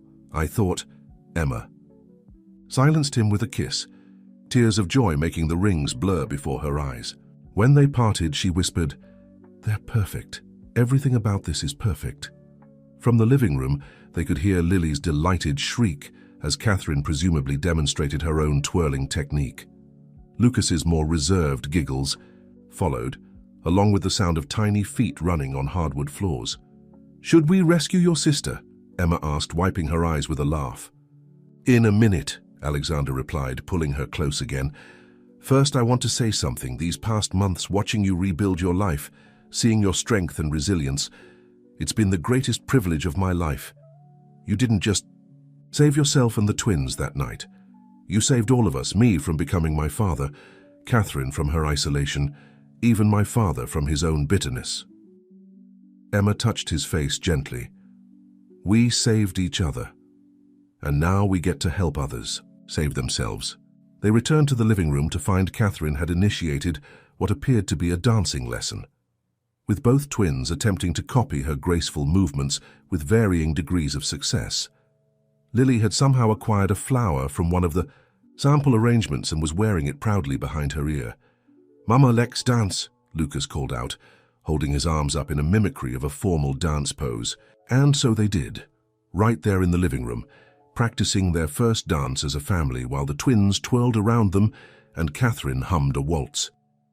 It wasn't the carefully choreographed performance that society weddings demanded, but it was perfect in its joyful spontaneity. This, Emma thought as Alexander spun her gently, careful of the toddlers circling their feet, was what freedom felt like. Not the absence of connection as James had believed, but the presence of love, freely given and joyfully received. The morning of the wedding dawned clear and bright, sunlight streaming through the penthouse windows as the small family prepared for their special day. The ceremony wasn't scheduled until afternoon, giving them time to maintain the twins' routine, a decision that reflected their commitment to putting family first. Emma sat at her vanity, watching in the mirror as Catherine helped Lily practice walking with her flower basket. The little girl was already dressed in her pale blue dress, a tiny flower crown sitting slightly askew on her dark curls. "Mama pretty," Lily declared, abandoning her practice to climb into Emma's lap. She reached for the simple pearl necklace laid out on the vanity, a gift from Catherine that morning. "Careful, sweetheart," Emma cautioned, helping her daughter. "Touch the pearls gently. These are special, just like today is special." In the adjoining room, they could hear Alexander and Lucas engaged in what sounded like serious negotiations about bow tie wearing. Lucas had recently developed a strong opinion about neckwear, insisting on untying anything placed around his neck. "Nobody," Alexander's patient voice carried through. "We need to keep this one tied. Look, Daddy's wearing one too." Emma's heart warmed at the word Daddy. It had emerged naturally from the twins a few weeks ago, and Alexander's joy had been palpable. He had called her immediately after the first time, his voice thick with emotion as he described Lucas pointing to him and saying "Dada" while reaching for a book. Catherine appeared in the doorway, her own pale blue dress matching her role as matron of honor and favorite aunt. "The photographer's here. Ready to start capturing some moments?" Emma looked at herself in the mirror one last time. Her dress was simple but elegant, an ivory sheath that spoke of new beginnings rather than traditional bridal expectations. Her hair was styled simply, with small white flowers woven through it. "Almost," she smiled, helping Lily down. "Just need to finish one thing." She opened a small box on her dresser, revealing the tiny necklaces Alexander had made for the twins.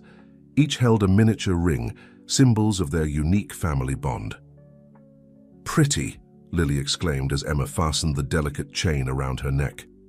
The ring settled perfectly against her chest, catching the light as she moved. Lucas appeared in the doorway then, his bow tie miraculously still in place, Alexander right behind him. "Mama," he said seriously, "tie stays." "Good job, sweetheart," Emma praised, kneeling carefully in her dress to put his necklace on as well. Lucas touched the ring with gentle fingers, looking up at Alexander with a smile that showed he understood this was important. The photographer captured these moments quietly. The way Alexander's eyes softened watching Emma with the twins, the natural way they moved together as a family, the joy evident in every interaction. "The judge is here," Catherine announced. Softly, not wanting to break the moment but aware of their timeline. They had chosen a family court judge for the ceremony, the same one who had granted Emma custody, completing their journey from legal battles to celebration. The living room had been transformed. Simple white flowers and pale blue ribbons created an intimate ceremony space, with the city skyline as their backdrop through the floor-to-ceiling windows. A small string quartet, another of Catherine's touches, played softly in the corner. Their few guests were already seated, trusted friends who had supported them through everything, along with a surprise addition. Robert Pierce sat quietly in the back row, his presence a peace offering that Alexander had chosen to accept. The ceremony began with the twins' grand entrance. Lucas took his role as ring-bearer seriously, walking carefully down the aisle with the pillow holding the real rings. Lily followed, her flower basket empty before she reached the halfway point, but her joy in the moment infectious. Then it was Emma's turn. As she walked toward Alexander, she remembered another walk they'd taken together, climbing the courthouse steps, facing the cameras and Morrison's accusations. How far they'd come from that day, from the night by the railroad tracks, from all the moments of fear and uncertainty. Alexander's eyes never left her face as she approached. This wasn't the controlled, powerful CEO she'd first met in the hospital. This was the man who read bedtime stories with different voices, who knew exactly how each twin liked their breakfast, who had chosen love over power and never looked back. The judge spoke about choices, how love isn't just a feeling, but a daily decision to put someone else's freedom and happiness equal to your own. As they exchanged rings, their words were simple but profound. "I choose you," Alexander said, sliding the ring onto Emma's finger. "I choose our family, our freedom, our future together. Every day, in every way, I choose us." Emma's voice was steady as she repeated the words, the platinum band cool against Alexander's skin, but warming quickly, like their love had warmed his once-controlled heart. The twins were remarkably quiet during the ceremony, seeming to understand the importance of the moment. Lily stood holding Catherine's hand, occasionally touching her new necklace, while Lucas leaned against his aunt's legs, watching his parents, with serious eyes. "By the power vested in me," the judge concluded with a warm smile, "I now pronounce you husband and wife. You may kiss the bride." Their kiss was sweet and sure, a promise of all the days to come.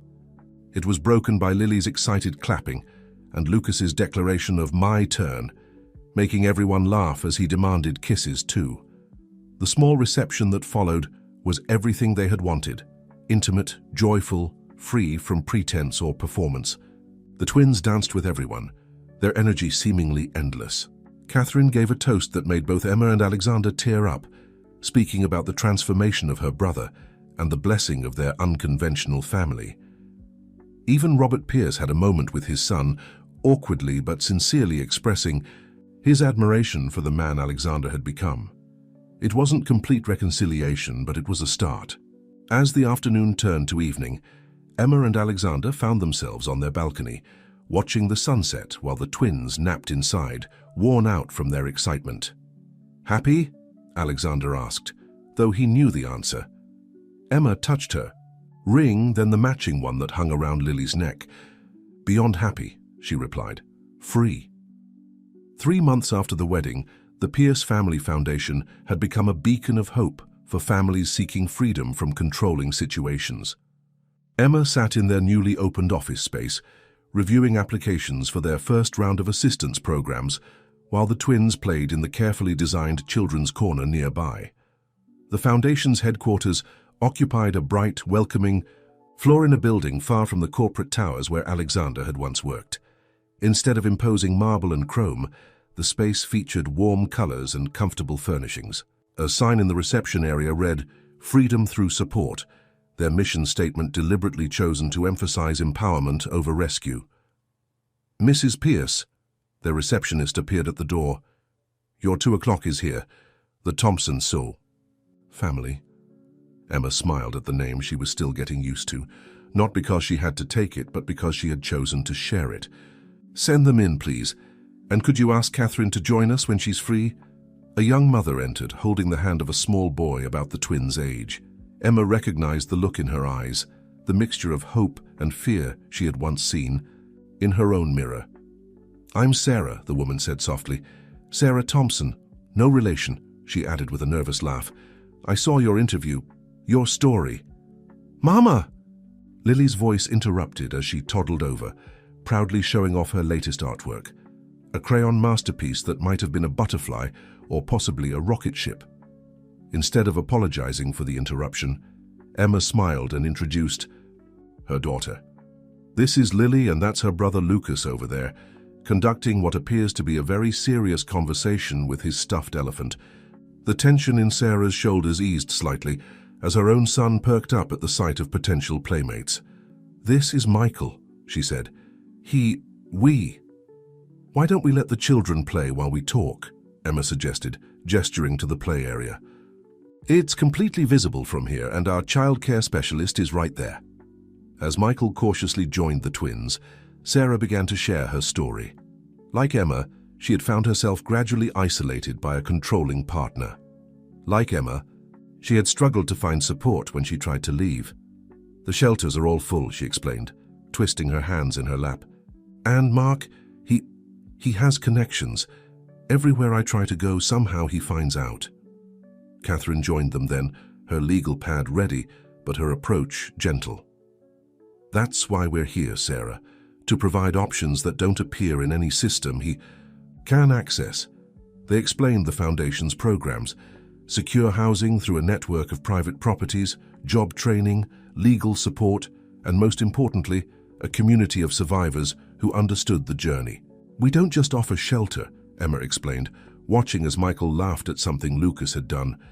We offer a chance to rebuild, to rediscover who you are without someone else controlling your narrative. Sarah's eyes filled with tears. I've tried so many times to leave, but the system, it's like it's designed to keep us trapped. That's why we're changing it, Alexander's voice came from the doorway. He entered quietly, immediately drawing happy squeals from the twins, but waiting to greet them until the conversation was finished.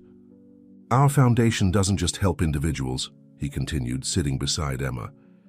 We're working to change the legal framework that makes it so hard to escape controlling situations. Catherine's legal team is drafting legislation to address the gaps in the system. Sarah looked between them, seeing not the powerful ex-CEO and his wife, but two people who understood. How do you do it? She asked Emma. How did you find the strength to keep fighting? Emma reached for Alexander's hand naturally, by realizing that strength isn't about being untouchable. It's about being brave enough to let the right people in. She nodded toward the children playing. Look at Michael. He's already found his brave. Indeed, the little boy was showing Lily and Lucas how to build a taller tower with blocks, his earlier shyness forgotten in the joy of play. We can help you, Sarah, Catherine added. Not by controlling your choices, but by giving you the resources to make your own. As they worked out the details of Sarah and Michael's entry into their program, Emma watched the children play. Lily had appointed herself Michael's official tour guide of the play area, while Lucas shared his precious elephant with the new friend, a gesture of acceptance that spoke volumes. Later that evening, after Sarah and Michael had been settled into one of their secure properties, the family gathered in their penthouse. The twins were extra excited from their new friendship, turning their usual bedtime routine into a more elaborate production than usual. Story about Michael, Lily demanded, clutching her favorite book. Yeah, friend, Lucas agreed, his elephant still in its honored position by his pillow. Emma and Alexander exchanged glances, understanding their children's instinctive empathy for their new friends. As they began their usual story time, adapting their familiar tale to include themes of friendship and helping others, Emma felt a deep sense of rightness. They had transformed their own story of escape and healing into a foundation of hope for others. The twins, not yet 3 years old, were already learning the value of kindness and understanding, and Alexander, once driven by control and power, now used his resources to help others find their freedom. More families tomorrow? Lucas asked sleepily as they finished the story. Yes, sweetheart, Emma promised. More families tomorrow. As they tucked the twins in, their tiny rings glinting on their necklaces in the soft nightlight, Emma thought about all the other children out there, all the families seeking their own path to freedom. The foundation was more than their way of giving back. It was their way of ensuring that their story of love and transformation could help write new chapters for others. On a crisp autumn evening 1 year after their wedding, Emma and Alexander stood at the site where their story began, the railroad crossing where he had found her and the twins that fateful night. The place had been transformed, where there had once been abandoned warehouses. A new building stood, its warm lights glowing against the darkening sky. The Pierce Family Center. Emma read the sign softly, squeezing Alexander's hand. It feels right, doesn't it? Turning the place where we found freedom into a space where others can find theirs. The center was their foundation's flagship location, a comprehensive support facility offering everything from emergency housing to job training, childcare to legal services. But unlike traditional shelters, it was designed to feel like a home, a place where families could heal and grow stronger together. Inside, the grand opening celebration was in full swing. The twins, now 3 years old, were holding court in the children's area they had helped design, insisting that the reading nook needed lots of elephants and that every child should have their own special place to keep treasures. "Daddy, show pictures," Lily called out when she spotted them entering. She was referring to the photo wall, a carefully curated collection of images telling stories of transformation and hope. Alexander lifted her up so she could point to her favorites. "That's Michael," she announced proudly, indicating a photo of their first success story. Sarah Thompson and her son had not only found safety through their program, but had become part of the Foundation's support network, helping other families navigate their journeys to freedom. Lucas joined them, pulling Catherine along. "Show Aunt Cat the special door," he insisted. The special door was his name for the secure entrance system Catherine had designed. State-of-the-art protection, disguised as welcoming architecture. The celebration brought together an unlikely community. Former business associates who had chosen to support Alexander's new mission mingled with survivors who had found their strength through the Foundation's programs. Robert Pierce stood awkwardly but proudly in a corner, watching his son and grandchildren with evident emotion. "Remember what you said to me in the hospital?" Emma asked Alexander as they watched their family and community interact. "About having the resources to help?" He nodded, remembering his first instinct to solve problems with money and power. "I had no idea what real help looked like then, and now we're teaching others." Emma smiled as she watched Sarah Thompson guide a newly arrived mother through the registration process, her own son showing the woman's children where to find the best toys. Catherine clinked a glass, gathering everyone's attention. "A year ago," she began, "my brother and sister-in-law made their wedding vows in front of a small group of family and friends. Today they're renewing those vows in a different way, by opening this center as a promise to help other families find their own paths to freedom." The twins, understanding this was an important moment, returned to their parents' sides. Lily reached up to touch her necklace where her special ring hung, a gesture she often made when feeling emotional. "The Pierce Family Center," Catherine continued, "isn't just a building. It's a testament to what can happen when we choose love over control, community over power, and freedom over fear." As if to demonstrate this philosophy, Lucas spontaneously hugged a small girl who had arrived that morning with her mother, sharing his beloved elephant with her. The simple gesture of kindness brought tears to many eyes. But perhaps, Catherine smiled, the best way to understand what this place means is to hear from those who have found their new beginnings here. One by one, families stood to share their stories. Sarah Thompson spoke about finding not just safety, but purpose. A teenage girl described discovering her voice in the center's art therapy program. A father talked about learning to break the cycle of control he had inherited from his own family. As the stories continued, Emma felt Lucas tugging at her dress. "Mama," he whispered loudly, "can we tell our story too?" Emma lifted him into her arms, while Alexander did the same with Lily. "We tell our story every day, sweetheart," she explained. "Every time we help another family, every time we share our home and hearts, we're telling our story." The evening wound down with an impromptu dance party, the twins' contribution to the celebration. As families twirled and laughed together, Emma and Alexander found themselves back on the center's front steps, looking out at the railroad tracks that had brought them together. "A lot has changed since that night," Alexander mused, watching a train pass peacefully in the distance.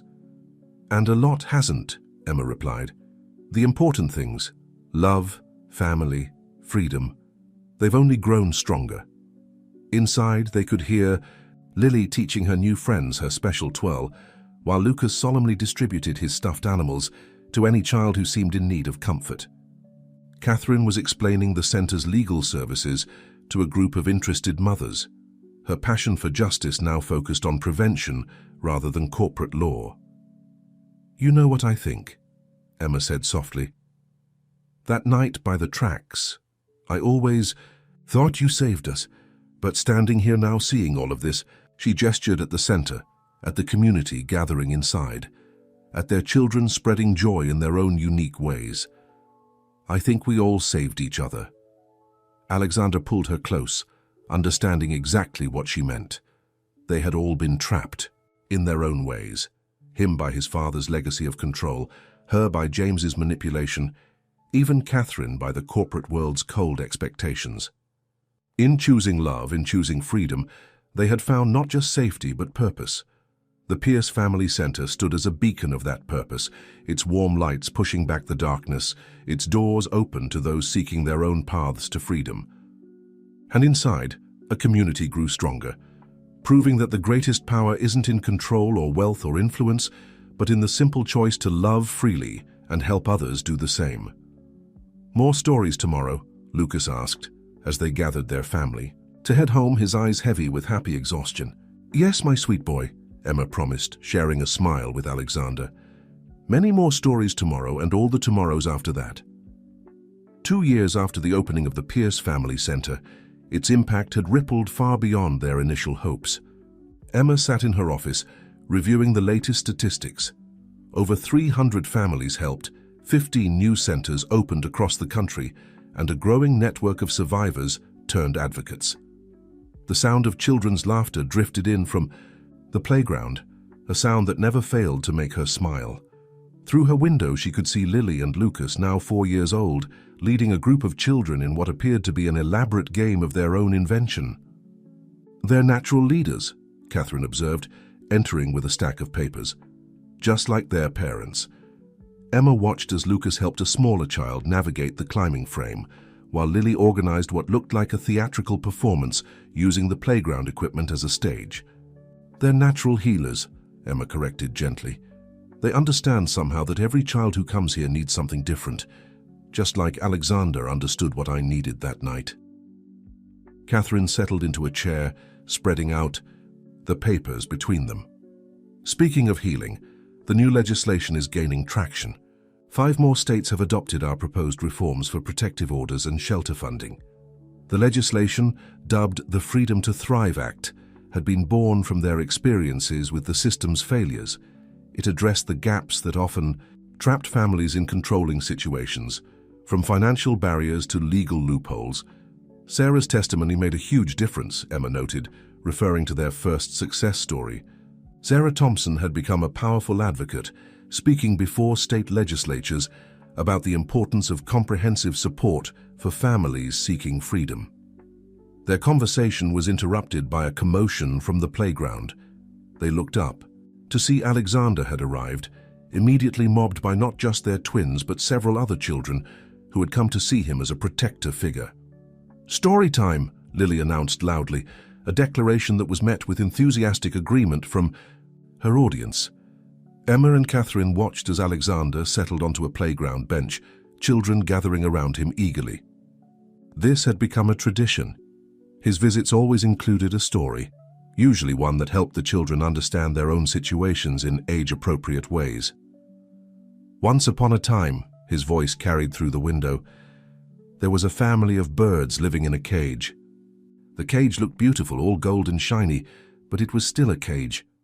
Emma recognized the story, one they had developed together to help children process their experiences.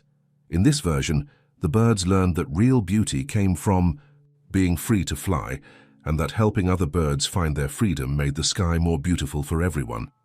"He's come so far from the man who thought control was power," Catherine observed, watching her brother interact with the children. "Sometimes, I can hardly believe he's the same person who used to calculate every business decision to 2 decimal places." Emma smiled, remembering the controlled CEO she'd first met in the hospital. "He didn't change who he was, he just found a better way to use his gifts. That attention to detail now goes into making sure every family gets exactly the support they need." The playground story concluded with the children acting out the birds' flight to freedom, running with arms spread wide, their laughter echoing against the center's walls. Lucas and Lily led the celebration, having heard the story enough times to know all the best moments for dramatic effect. "Mrs. Pierce," their assistant, appeared at the door. "The new family has arrived?" Emma stood, straightening her jacket. "Catherine, would you—" "Already on it," Catherine replied, gathering the children for their afternoon activities. "You and Alexander take care of the intake." As Emma headed to the reception area, she saw Alexander already there, kneeling to eye level with a young boy who clutched a worn teddy bear. The boy's mother stood nearby, showing the same mixture of fear and hope Emma remembered feeling herself. "Welcome to the Pierce Family Center," Emma said warmly, extending her hand. "Let's talk about your new beginning." Spring brought new life to the Pierce Family Center's garden, a project that had started as therapy for traumatized children and grown into a symbol of renewal. Emma walked among the raised beds where families tended their own small plots, teaching their children about growth and patience. Lily had become the unofficial garden supervisor, taking her role very seriously. She moved from plot to plot, offering encouragement and wisdom beyond her years. "Seeds need love to grow," she explained to a newly arrived boy, "just like people." Lucas, meanwhile, had developed a particular interest in the butterfly garden, carefully maintaining the plants that attracted them. "They're free now," he often told visitors, "like us." Alexander found them there one afternoon, both children dirt-smudged and happy, helping younger kids plant sunflower seeds. The sight still caught his heart. These precious children who had once been abandoned on railroad tracks, now blooming into compassionate, confident individuals. "Daddy!" Lily called out, running to him with a handful of seeds. "We're planting hope!" It was her name for the sunflowers, hope flowers, because they always turned their faces to the light. The metaphor wasn't lost on any of the adults who worked at the center. "Is everything ready for tomorrow?" Emma asked as she joined them, brushing soil from her hands.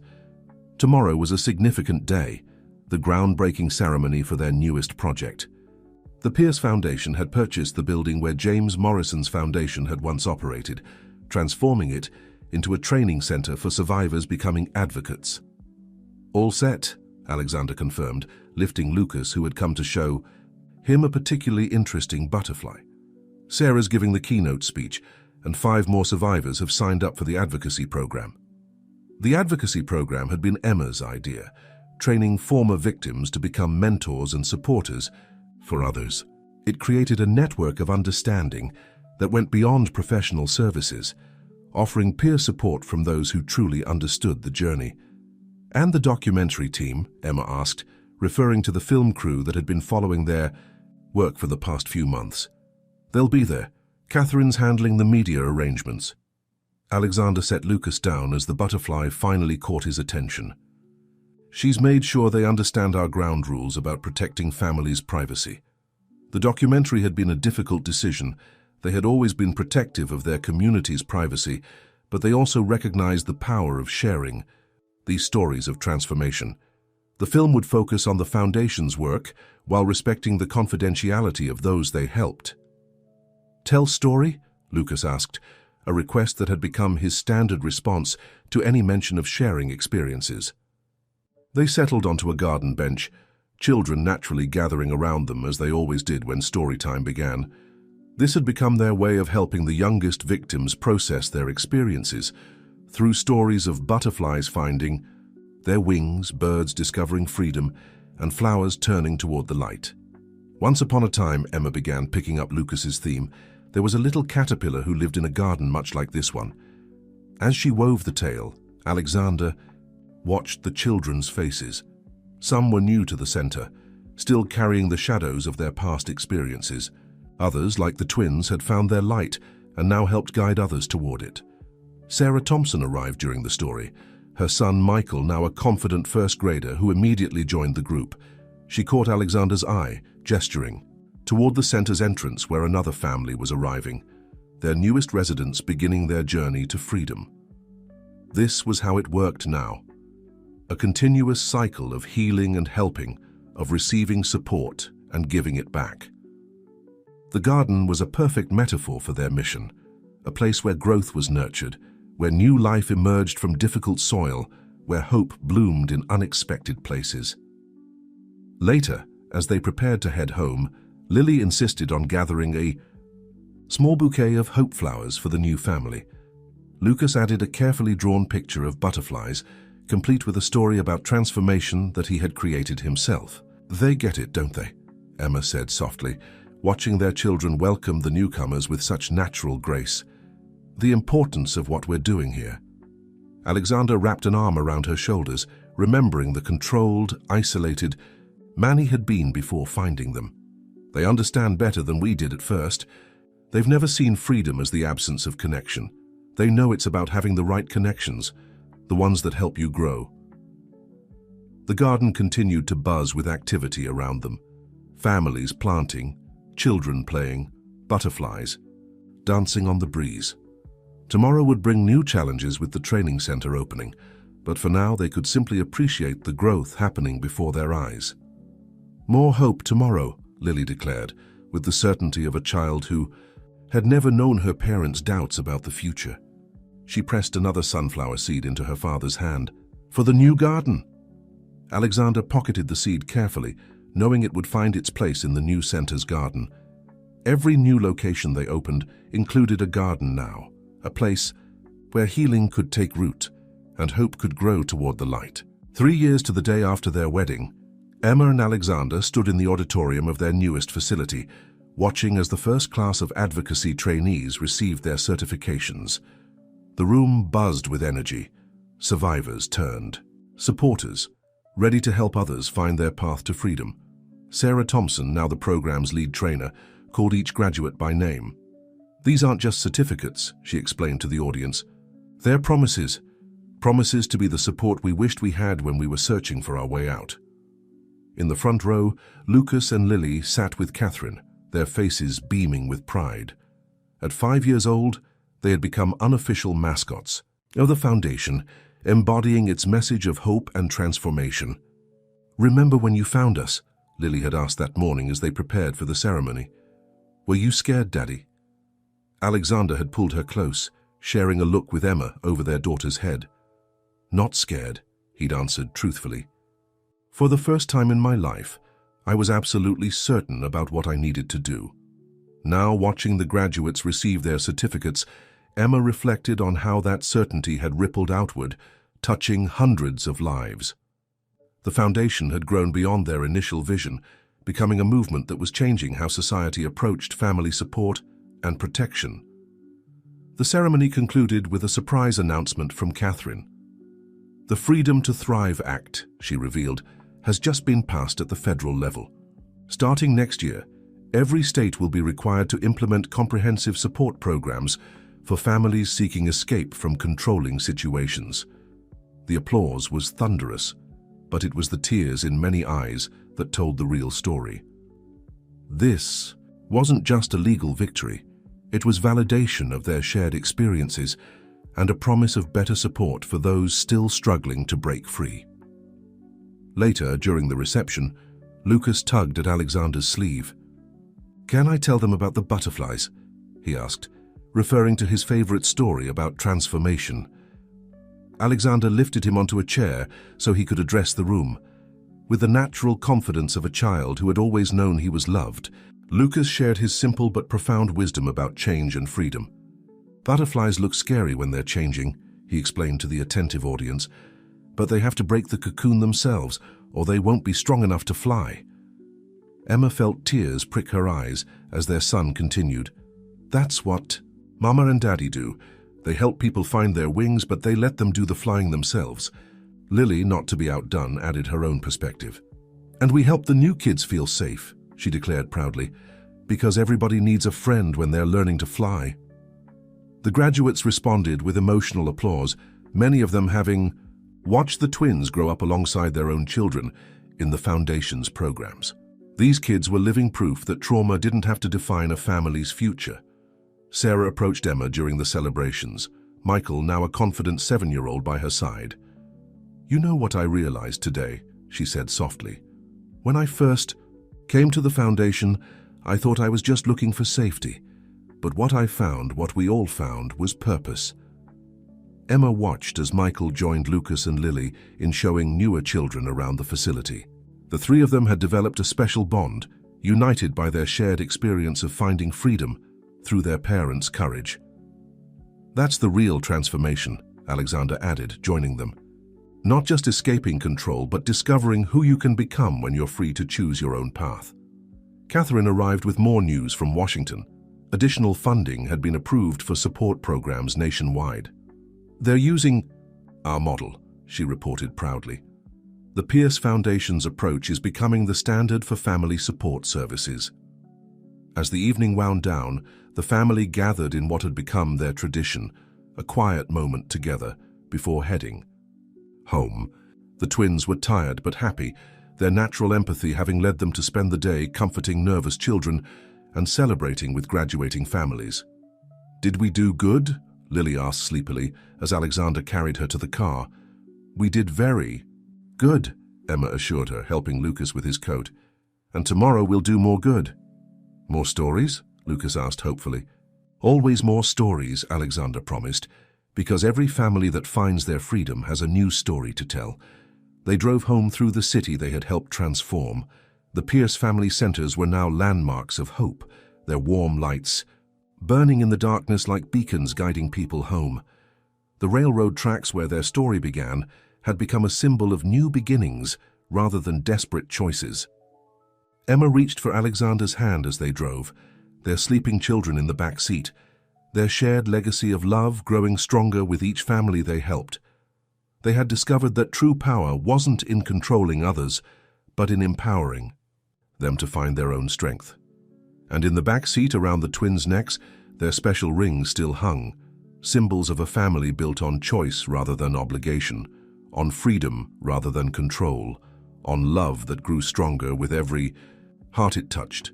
5 years after that fateful night by the railroad tracks, the Pierce family gathered at their original center for a special celebration. The occasion wasn't just the anniversary of their foundation, it was a celebration of every family who had found their path to freedom through their doors. The center's garden, now a lush oasis in the heart of the city, was filled with families sharing stories of transformation.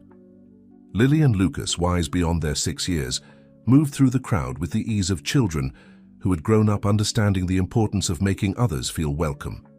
"Look, Mama!" Lily called out, pointing to the butterfly garden Lucas had helped design. A newly emerged monarch was drying its wings in the sunlight, its transformation complete. "Another one ready to fly." Emma watched as her children gathered other kids to witness the moment, their excitement infectious. Lucas, ever the storyteller, was already weaving a tale about the butterfly's journey, while Lily organized the younger children into a gentle audience. Alexander joined them, wrapping an arm around Emma's waist. "Remember when we thought we were just opening a shelter?" he mused, watching the scene before them. The Pierce Foundation had become so much more than that. Beyond the physical centers and support programs, they had created a movement, a new way of understanding family support that focused on empowerment rather than just protection. Sarah Thompson, now the Foundation's program director, approached with news from their latest initiative. "The mentorship program has exceeded all expectations," she reported. 97% of families who work with a survivor mentor successfully transition to independent living. Catherine arrived with more updates from their legal team. The Freedom to Thrive Act had inspired similar legislation internationally, and delegations from several countries had visited to study their model. "But the real success," Emma said softly, "is in the small moments."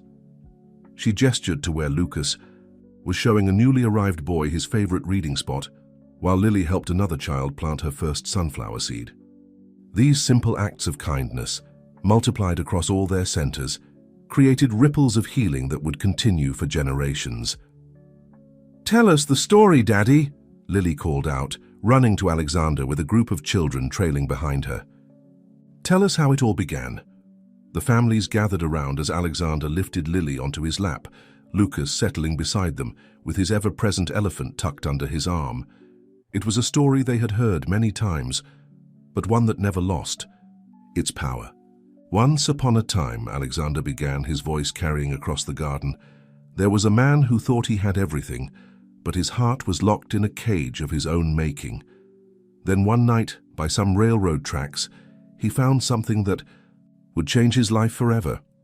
As he told their story, Emma looked around at the community they had built.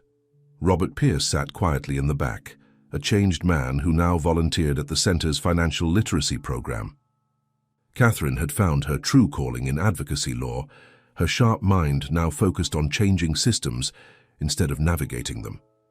The children listened intently, even those who knew the story by heart. When Alexander reached the part about the twins being found, Lily and Lucas sat a little straighter, proud of their role in the Foundation's origin story. "But the real magic," Alexander continued, "wasn't in the rescue. It was in what happened next, how love broke down walls, how freedom replaced control, and how one family's journey became a path for others to follow." As the story concluded, the butterfly they had watched earlier took flight, its wings now strong enough to carry it skyward.